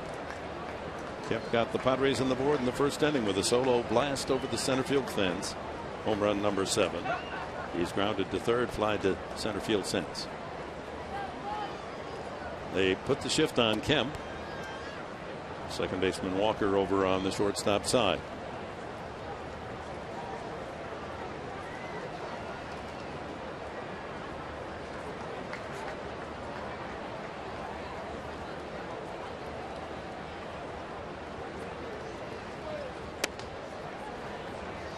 I want to correct myself. Denny McLain was the last pitcher to win 30 games.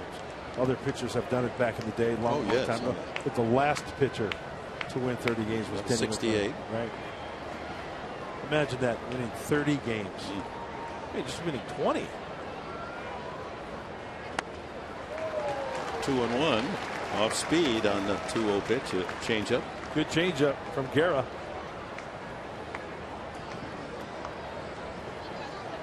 Beautiful night in Pittsburgh. Guerra's 26. Been a pro since 2006. This copyrighted telecast is presented by authority of the San Diego Padres and may not be reproduced or retransmitted in any form. And the accounts and descriptions of this game may not be disseminated without the express consent of the San Diego Padres.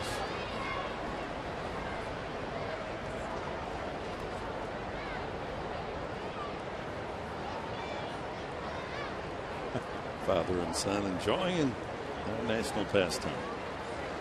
2-2 to Kemp.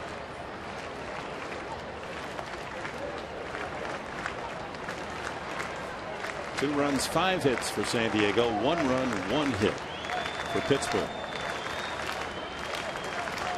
No one aboard here. 2 outs in the 7th.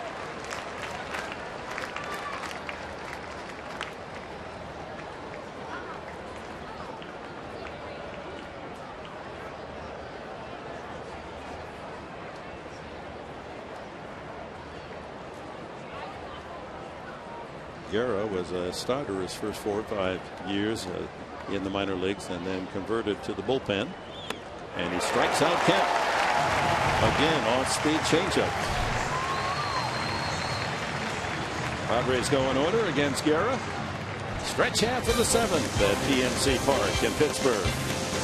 They're ready to sing the anthem.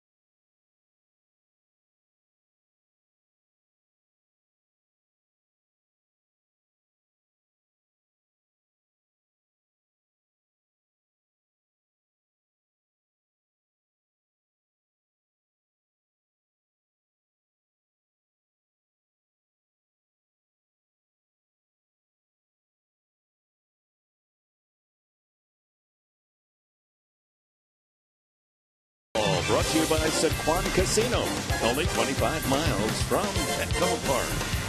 And by Jack in the Box. Try the new Double Jack today, only at Jack in the Box. Andrew Cashner working on a beauty, a 1-hitter. But the Padres lead is only 2-1 as we go to the 7th inning. Neil Walker, Andrew McCutchen, and Jung Ho Kang for the Pirates. Walker is struck out and lined to left. And once again, Andrew Cashner just faced 1 over the minimum at this point. It's unbelievable. What is it about the Steel City and Andrew Cashner? That's only his. That ball hit the right center field and deep up the alley. And it's up against the wall on one hop. Walker might try for 3. No, he's going to put on the brakes at second base. As the throw comes in, only the second hit, but Walker with no one out in position to tie it for Pittsburgh. Now, during the course of a ball game, any pitcher, you'll make pitches all night long. You'll hit your spots, and then there's one certain hitter, Neil Walker, with the toe tap and then the stride, and he gets extended on an Andrew Cashner pitch that was away but elevated a little bit. The Pirates' second baseman gets extended for the double. That ends a string of 15 straight outs. As we check our top tier player profile, brought to you by Arco, Andrew McCutchen during his 14-game hitting streak, batting at .383, a couple of home runs, 10 runs batted in. He takes ball 1. He is grounded to third and flied to right tonight.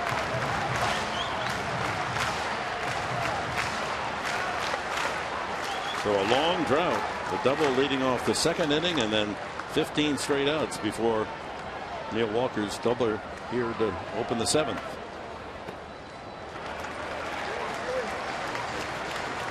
And with first base open, Cashner can afford to be very careful pitching to McCutchen. Both hits doubles, Walker and Gong. Melvin Upton Jr. on the shallow side and on the first base side of second base. He is playing shallow. That's a strike at 95.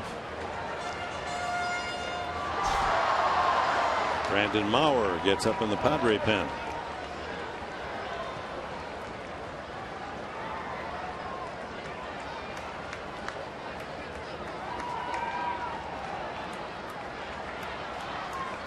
Padres 2-1 lead threatened here in the Pittsburgh 7th. 3-1.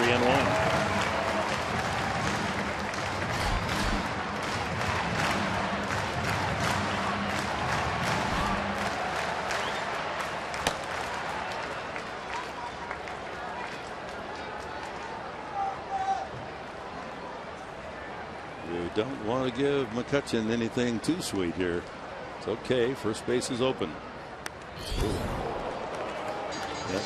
Up high, as we've shown in his hit zone, he likes it a little lower than that. Exactly, and I think with what you just said, Dick, regarding Cashner not giving him much to hit, I'm guessing on that pitch there, McCutchen's thinking, you know what, if I get anything relatively close, I'm going to try to drive that ball, and he just couldn't get on top of that last pitch.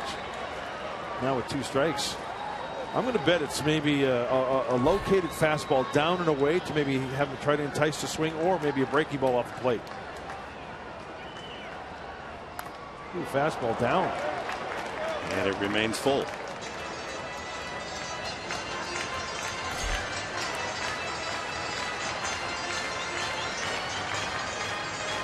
McCutchen, one of the legitimate stars of this game.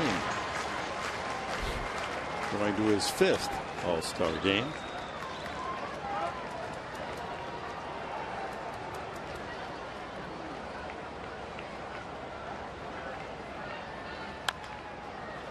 Taps another.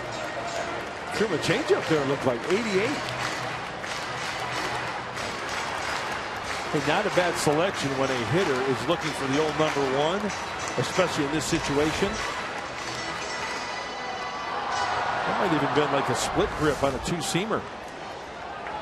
Just spread the fingers a little bit on the 2-seam. It takes a little bit off. That was maybe a little bit too hot for a changeup. A straight change.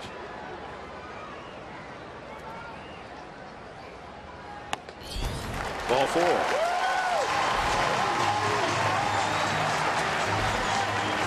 First walk given up by Cashner all night. And first and second for the Bucks. No one out here in the 7th.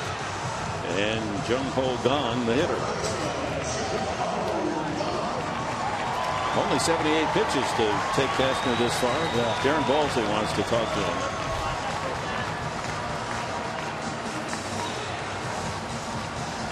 You know, there's really not much, I think, that Darren could tell him. He's throwing the ball so well. I just want to be on the same page if there's a ball hit back to Cashner, depending on what Gong wants to do right here.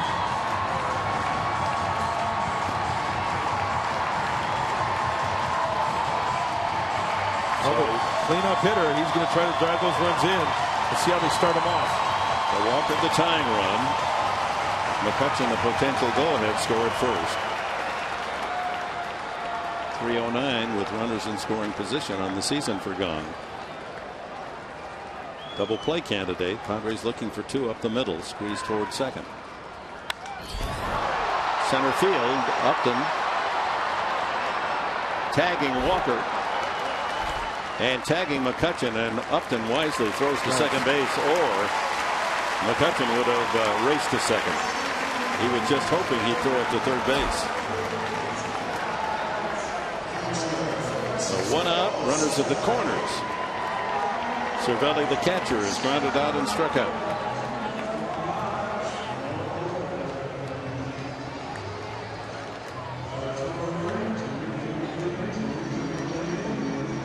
Attendance tonight 25,035.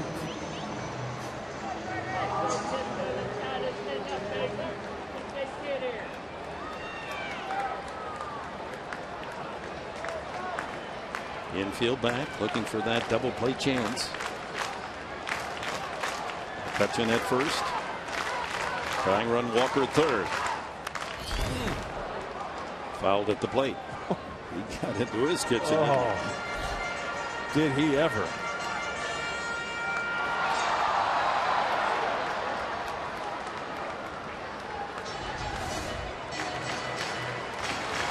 Get out of there.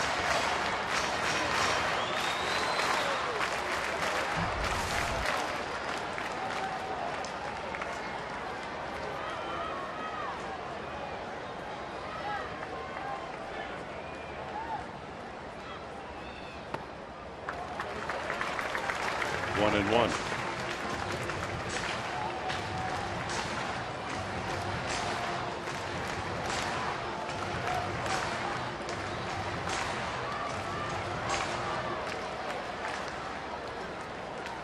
Walker leading off the inning with the double to right center. McCutchen walked. Fly ball to center by Gong that moved Walker to third. That's where we stand with the Padres protecting a 2-1 lead. Got in there again. My goodness.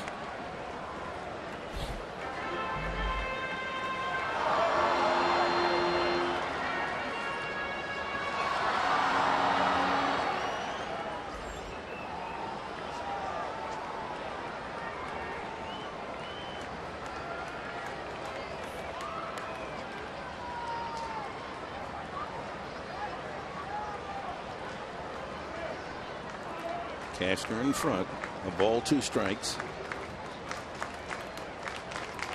He's been successful. Fastball inside. Let's see what this one is. Fouled out of play. Breaking ball. A little slider, yep. And you can see the body language by Cervelli. He was really off balance on that last swing. Kind of out in front of it a little bit. Kevin Quackenbush joins Mauer in the Padre pen.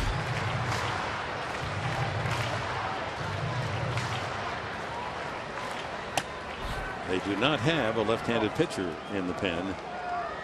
Frank Arce sent to El Paso, activating Dale Thayer today, the Padres. See, I've always been a firm believer, Dick, if you do not have a left-hander in your bullpen, it's nice to have a right-hander who has that specialty pitch like that split-finger fastball or a nice changeup to counter that. Because a righty with a good split or a changeup that dipping down and away can be effective against a lefty.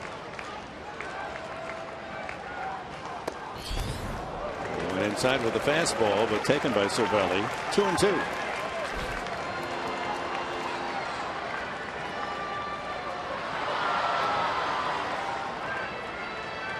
Oh, for the double play ball.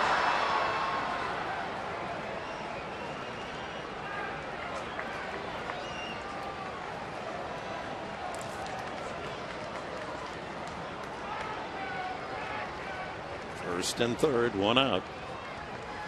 Ground ball toward the hole, and Marista will go to second. 1 hopper for the out. Run scores. It's tied at 2 as Cervelli gets the job done on a ground out.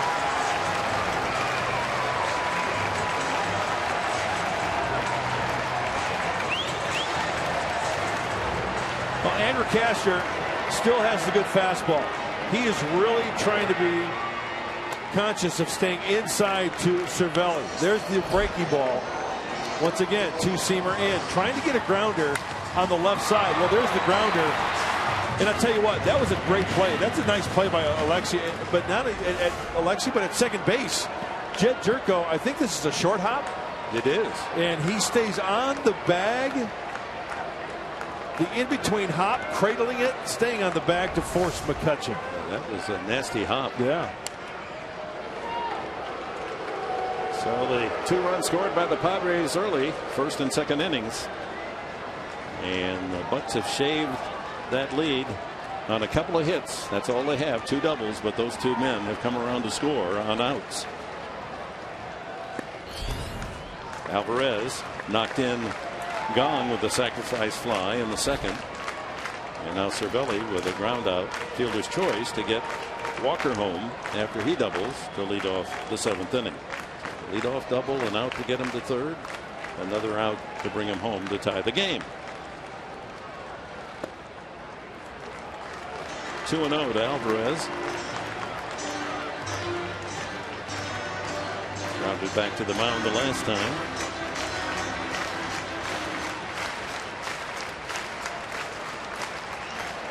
Well, the Pirates in this series doing everything right. And there's a tapper by the mound. It's a tough play for Jerko. He makes it just in time. But on another double, the Pirates have tied it up at 2.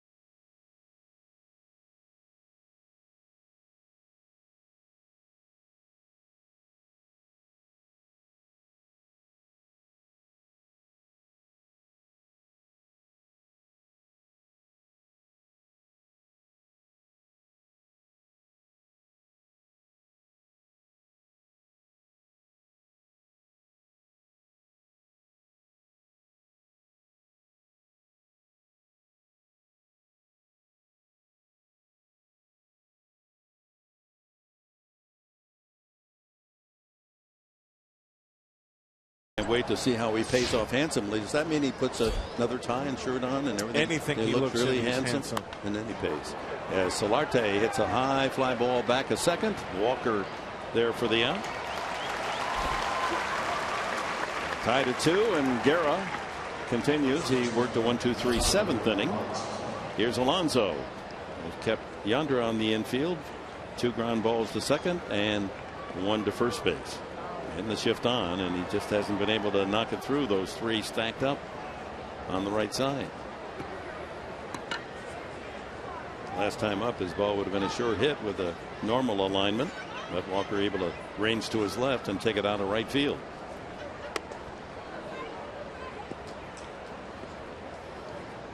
Two runs, 5 hits for San Diego. 2 runs, 2 hits, both doubles. Both came around to score. Both were leadoff doubles. Katse with manager Murphy. Looks like Guerra's got an excellent changeup. He's used it a lot. And I think he falls into the category to where he can be effective like a left-hander against left-handed hitters. That changeup is a good pitch to hitters like Yonder Alonso.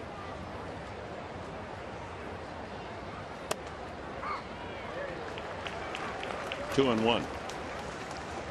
There, 80 miles an hour.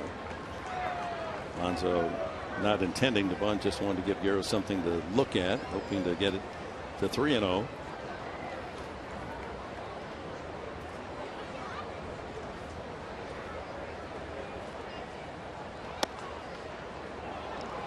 That misses, and it's 3 balls and a strike to Alonso. 1 out here in the 8th.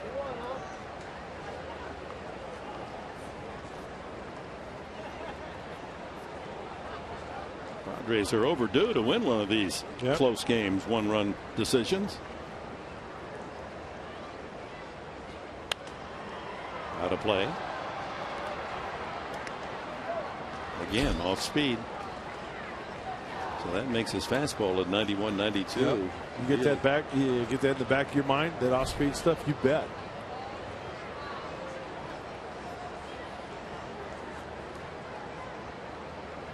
Pretty good placement of that last pitch. Everything's away.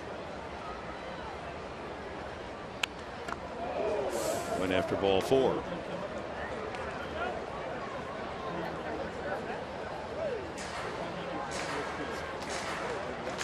Jed Churko, a single tonight and a near home run is on deck. Let's see what Cervelli puts down here. Curveball. Oh, he's getting down to the Tony Pena stance. And he went around strike 3. Second strikeout for Guerra. And again, a reminder to tweet your strongest fan photo. Use hashtag SDData StrongFan. And perhaps you'll see yourself in an upcoming telecast brought to you by T-Mobile.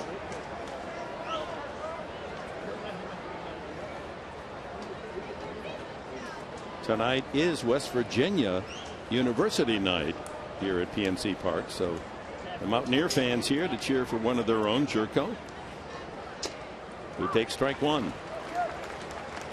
So close to a home run in the second inning. He backed Rodriguez right up to the wall. Might even have been a home run had he not caught it. He didn't have to leap for it. The wall's only 6 feet tall out there. 1-1.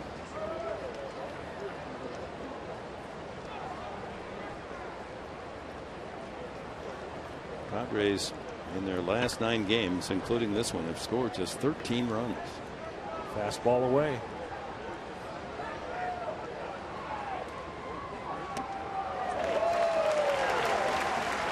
.91 when he's throwing that changeup at 80. That's 31 mile an hour difference. 11 mile an hour difference. Seems like 31.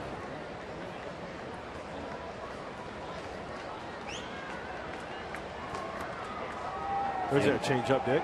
In the dirt. 2-2. It would be appropriate for Churko to tie into one on West Virginia University night.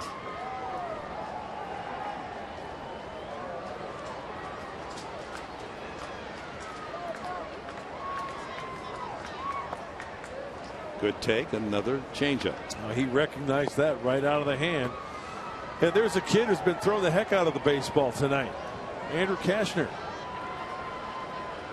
Made 2 mistakes and the Pirates scored twice. On outs. So full count, Churko.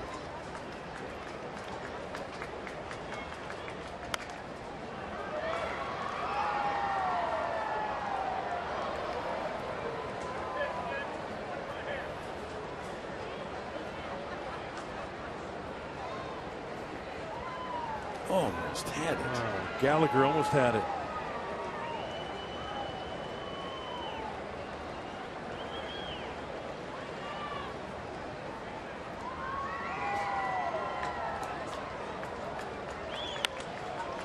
Ground ball to the left side. Mercer with a flip across for the out. And Dionis Guerra has retired 6 in a row coming out of the bullpen.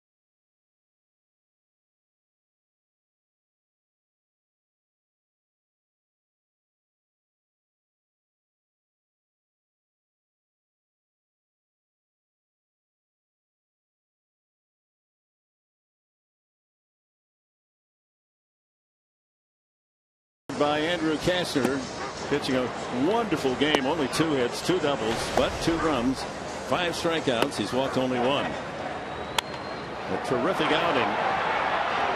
And some nice defensive support as well. And Maristo helping out on that pop fly off the bat of Gong. Mercer leads off, and a breaking ball in there for a strike here in the bottom of the 8th inning. Andrew's doing a fine job as far as pitch count is concerned as well.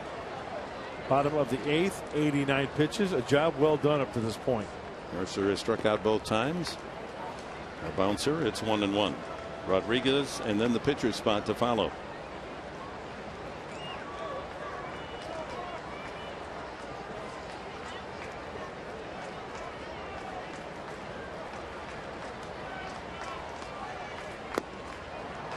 Fooled on that 92-mile-an-hour pitch.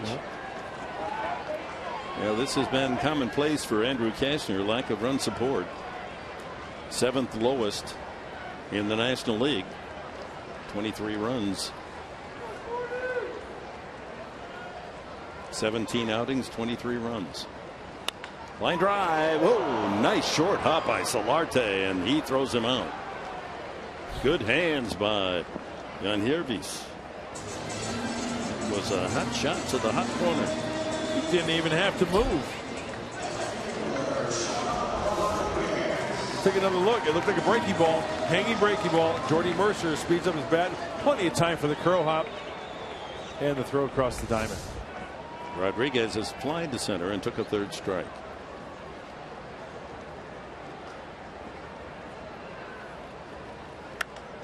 Little soft fly ball on the infield. Alonso clutches it for the 2nd out.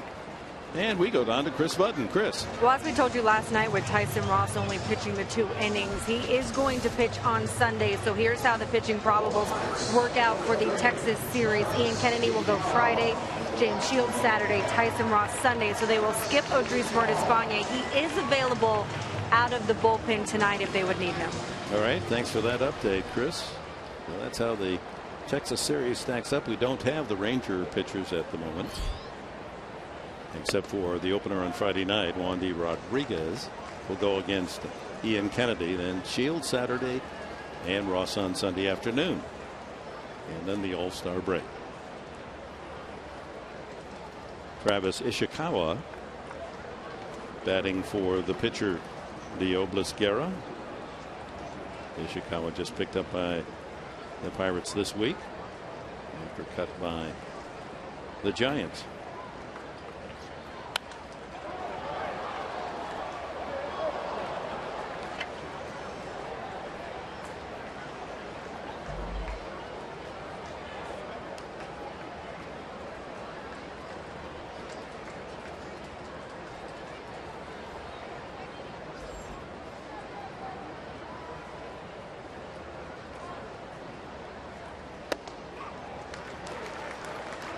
Kastner falls behind 3-1 on the count.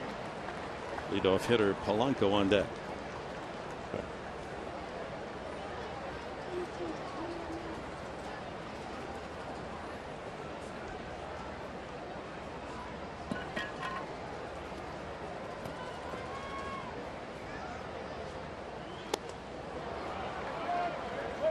.93 fastball.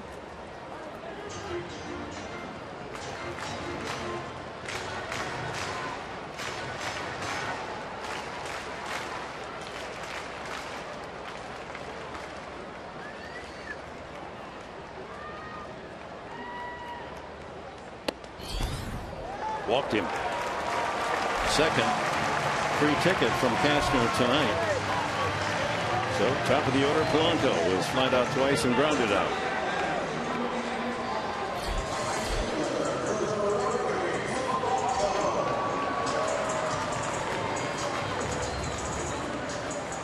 Next pitch, 100 for Andrew.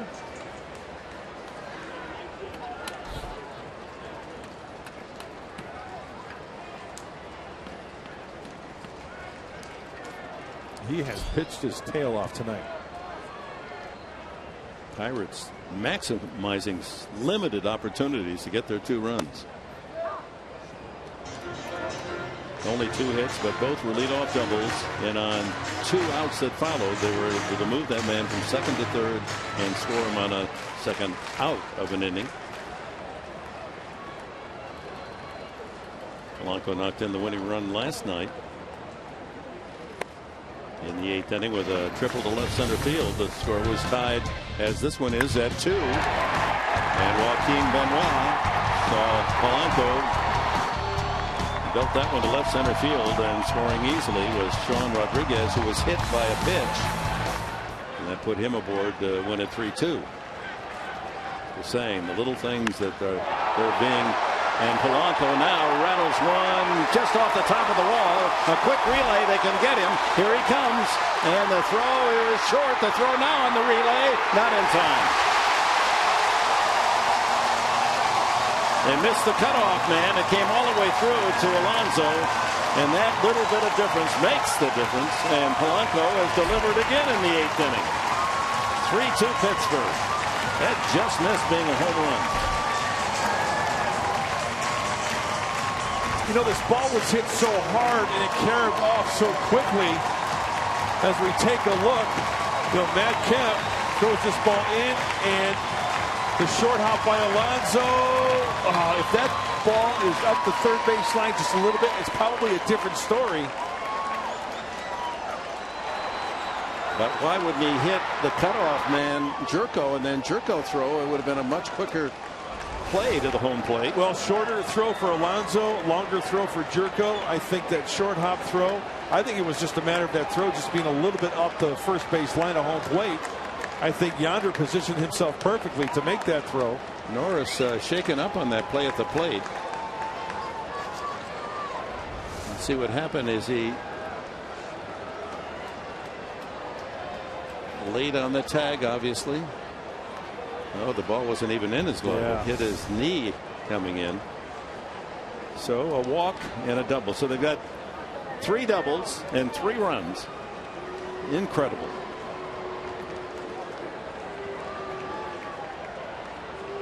Todd Hutchison out, make sure Norris is okay, and manager Murphy also coming out.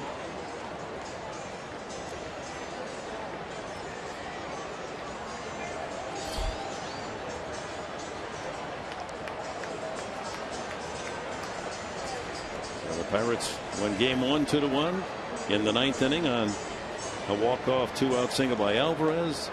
They broke a 2-2 tie. Polanco did with his triple left center field in the 8th inning last night. Rodriguez led off by hit by a pitch. He didn't try to get out of the way and was hit by Benoit. And now a 2-out walk to Ishikawa, the pinch hitter, and a double Polanco. And the Padres can't execute a sharp relay from right into home plate, and Norris, who's taken so much physical punishment all season long.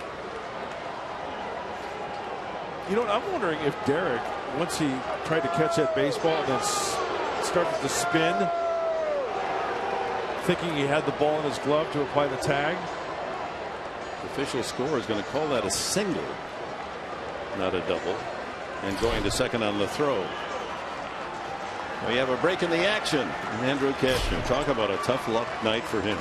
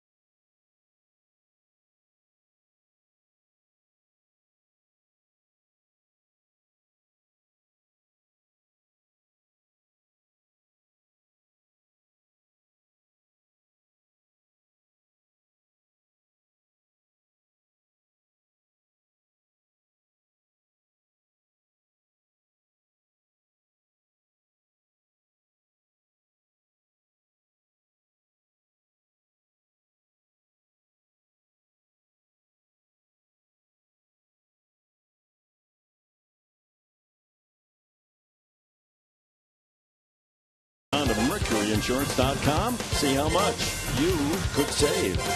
And by Petco. What we feed them matters.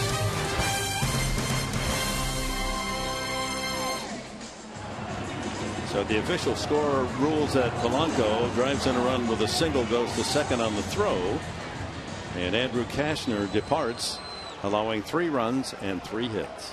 And pitched a beauty, and again, no support by the offense. And the Pirates, as they have all 3 games, allow the early lead and then chip away and come up with the big blows in the late innings. Ball in the dirt, and that'll move Polanco to third. Brandon Maurer, the pitcher. And the wild pitch sends Polanco 90 feet away from adding to a 3-2 lead.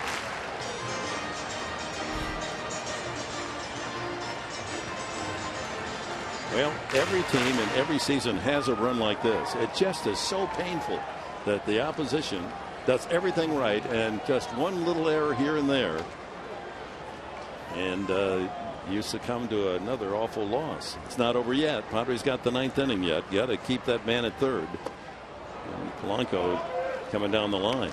Changeup for a strike. 1-1. Walker doubled in the 7th inning leading off. Moved to third on a fly ball. Scored on a ground ball. Cashner, as he came to the dugout, ready to take a bite right out of that railing. Poor guy. He just pitched as well as you can. Gave up only 3 hits, and all 3 just came at a spot where the Pirates were able to move the runner around and score him. Hey man, you got to tip your cap to Pittsburgh. They're playing terrific baseball, not scoring much themselves, but when they get a chance, they convert.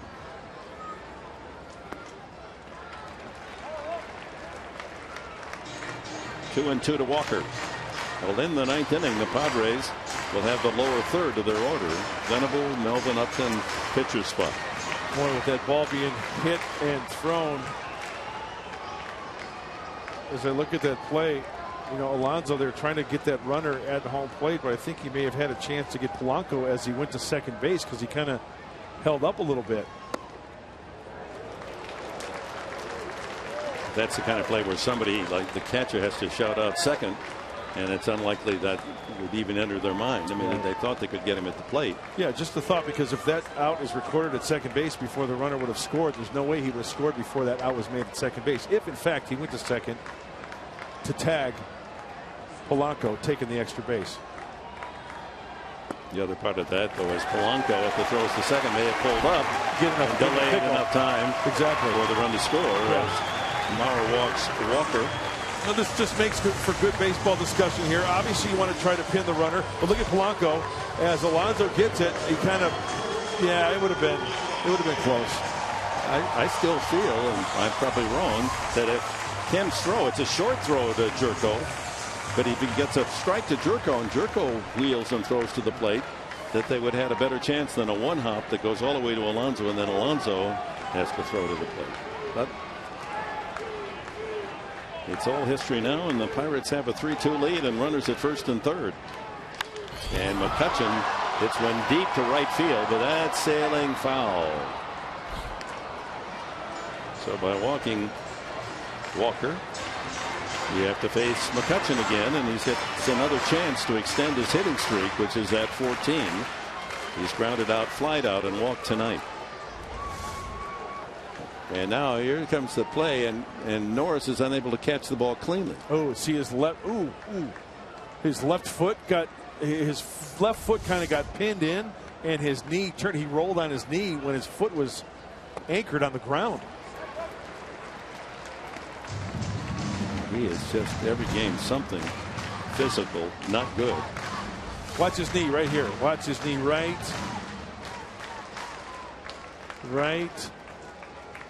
there. Yeah, he does turn it.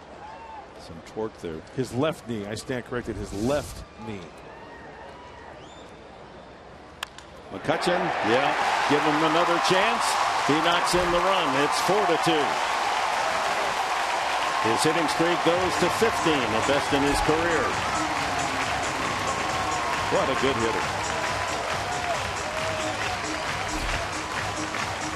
And that run will go on Cashner's cards. Poor guy gives up 4 runs on 3 hits.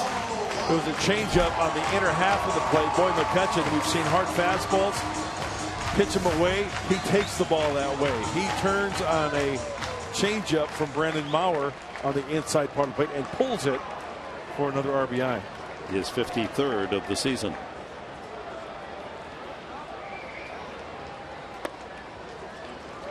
Jung Ho Kong, the cleanup hitter, doubled in the 2nd inning, a daredevil. As he really had no reason to try to make second, but did. And you've seen that documented, and then scored on Alvarez's sacrifice fly. 102 pitches for Andrew Cashner. And his tough luck winning games continues this year. And pitched that well. No hitting support after the 2nd inning. Pitched his heart out. 2 on, 2 out. And the foul back by Gong. 1-2 the count. Mauer, who's just been outstanding all season long, has struggled a bit on this road trip. Picked up a couple of losses and has come in to walk a man and give up an RBI single, the 2 men he's faced. Ooh, pretty good pitch.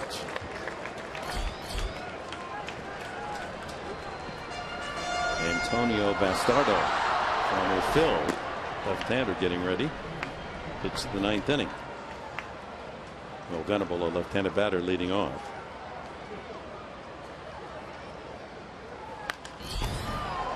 That'll make the seats.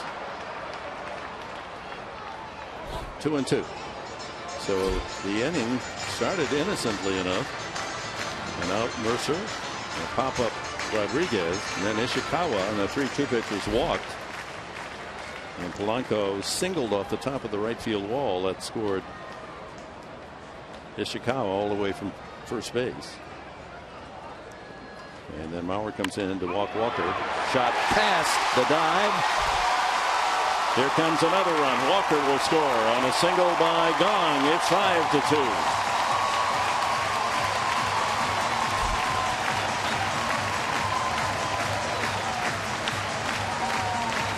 And now it's become a run party for the Pirates here in the 8th. 3 runs have scored. Mauer still trying to get the final out. Looked like a high breaking ball, and Gong playing a good third base this series and pitched this ball sharply. Just that Amarisa playing a little bit more on the pull side. Beats Amarisa to his left. And the Pirates add on. And Pat Murphy goes out to take the ball, and the bullpen bell is ringing. The Padres are making a pitching change. 3 runs in to break the 2-2 tie. It's 5-2 Pittsburgh.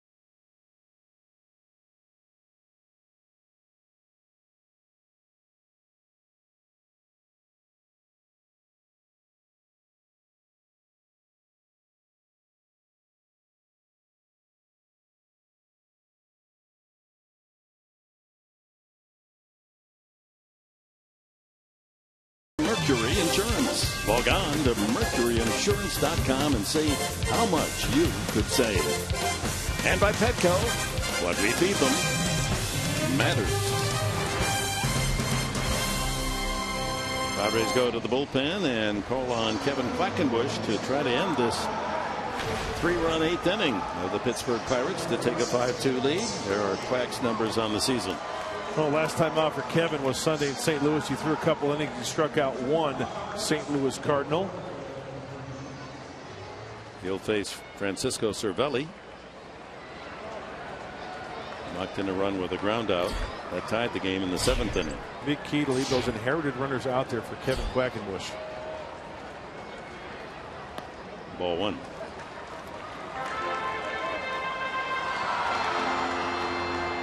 Boy, when folks pick up their morning newspaper tomorrow morning and look at the box score of this game and see how Andrew Cashner fared, you're going to say, well, gee, lost another game.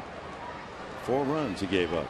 It doesn't seem possible when you're sitting here and see how well he pitched. Cervelli flies it out to right, and Kemp grabs the final out. Cashner, 7 2/3, 4 runs on 3 hits. Oh, my.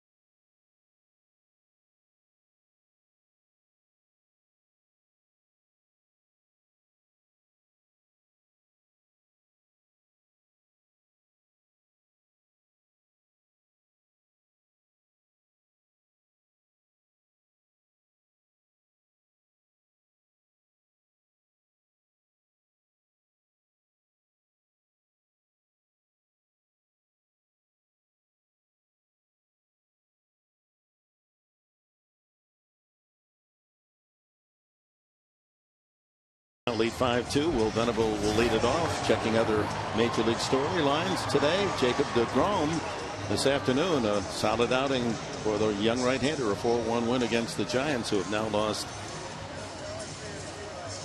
8 of 9. Carlos Gomez of the Brewers, 2 for 3, 2 home runs. Brewers beat the Braves 6-5. A.J. Pollock on his way to the All-Star game, a 3-run homer. Arizona with a 5-run second inning against the Rangers, and the D-backs lead early 5-2. Sean Rodriguez moves from left to first base. Gorkys Hernandez goes to left field. Same changes made by Clint Hurdle last night. And for the left-hander, Antonio Bastardo. This left-hander throws a fastball, slider, changeup. He's got a nice scoreless appearance streak going right here at his home digs, PNC Park. 6 in the 3rd innings. And pretty good splits. Lefty's only 192, and righty 268 with a couple of long balls off the left-hander.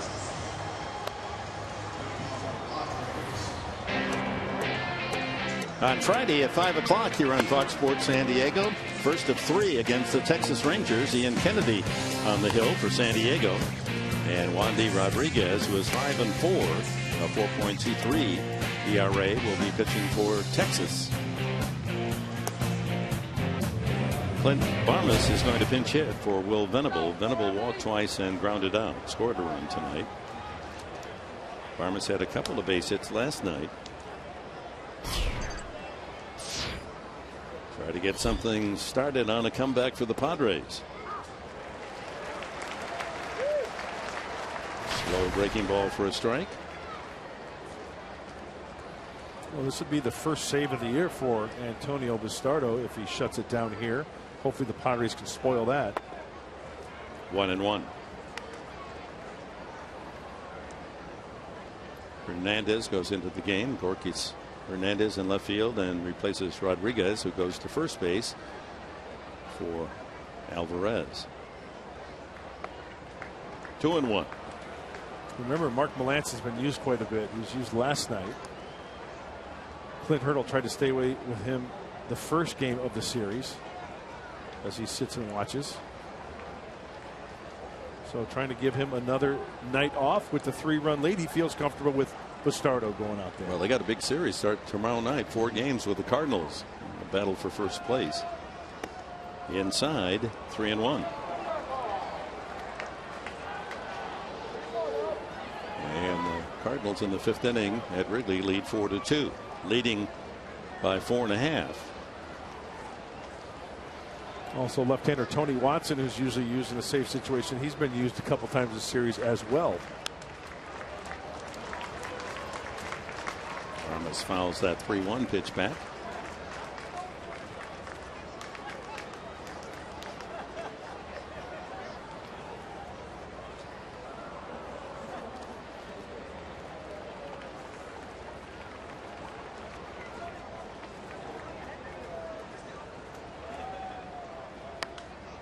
Out of play.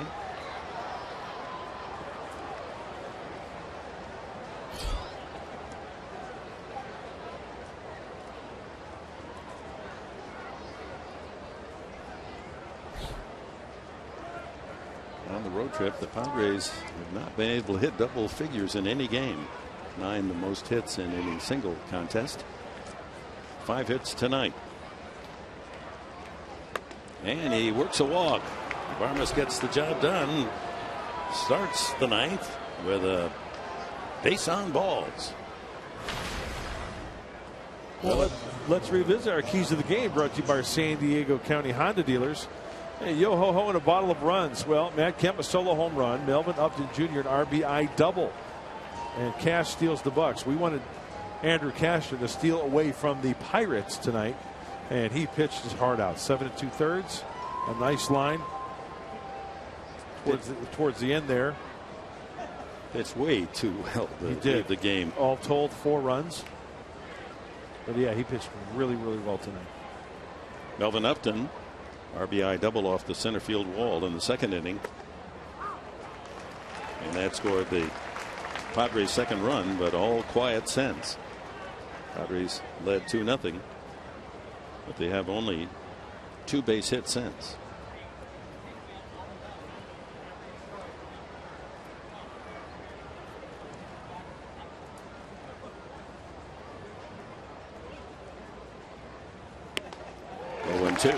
Will Middlebrooks is in the on deck circle. Pitcher's spot 2 next. Padres need 1 more base runner to bring that tying run to the plate here in the 9th. And Justin Upton, despite a sore rib cage, could be a pinch hitter. Well, you mentioned usually the names for the Pirates and Clint Hurdle. 7th inning is usually Jared Hughes. 8th inning, Tony Watson. Mark Melancon closes out. And as you mentioned, Dick, that big series with the Cardinals, they're resting those guys for that big series coming up. Swing and a miss, strike 3. 1 out here in the 9th.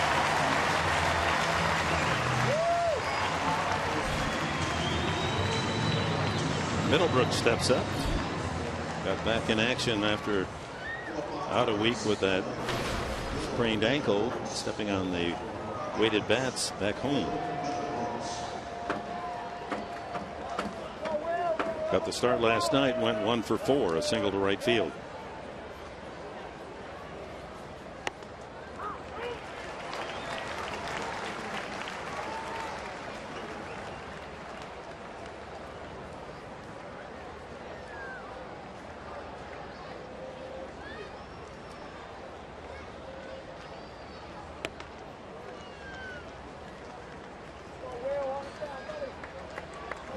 Run shortage is just alarming. 9 games, 13 runs.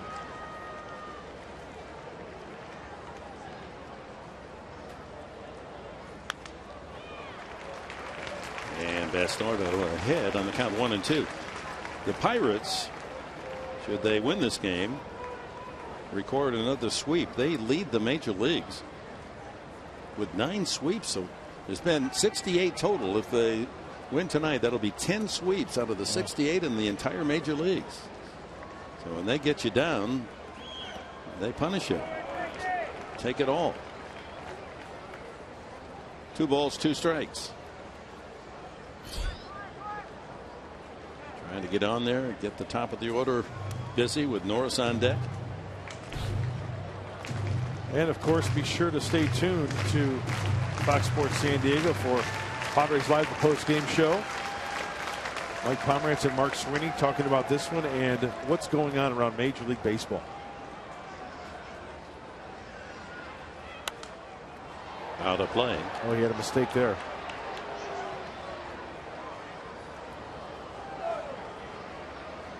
Unless the Padres can rally, it would be 5 losses in a row, their longest losing streak of the season.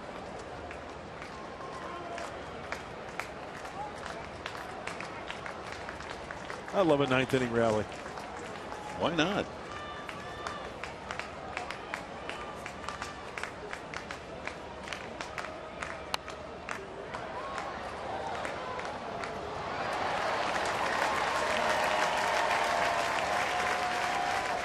Oh, nice grab.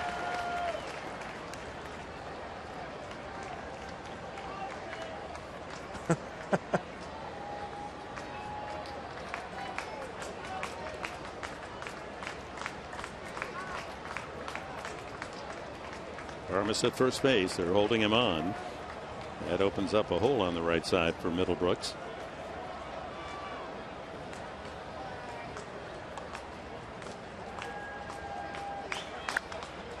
He got into that one, but way out in front. Towering foul ball down the left field line.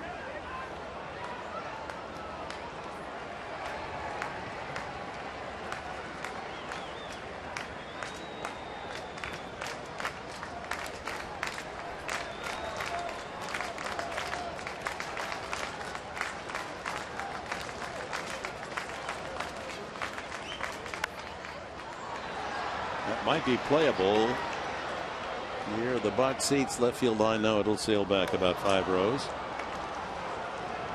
Middlebrooks still alive. 2-2.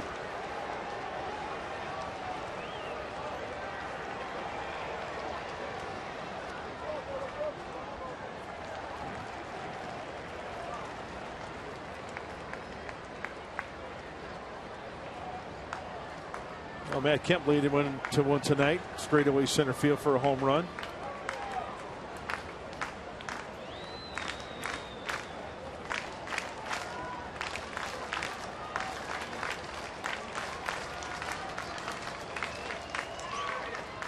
Well, in the dirt, Middlebrooks swings and misses. 2 strikeouts for Bastardo.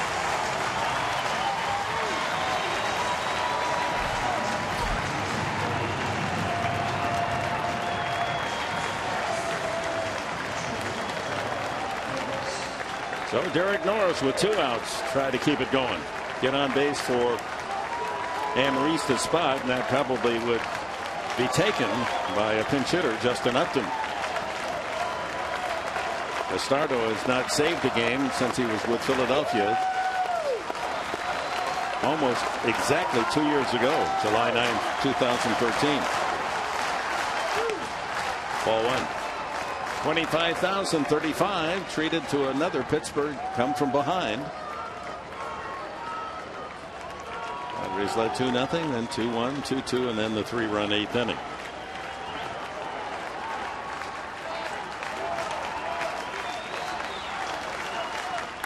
Ground ball left side. Gong makes another play to throw across. Ball game over.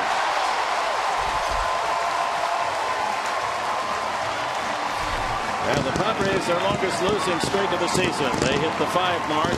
Another tough loss. 5-2 the final. Pittsburgh sweeps the 3-game series.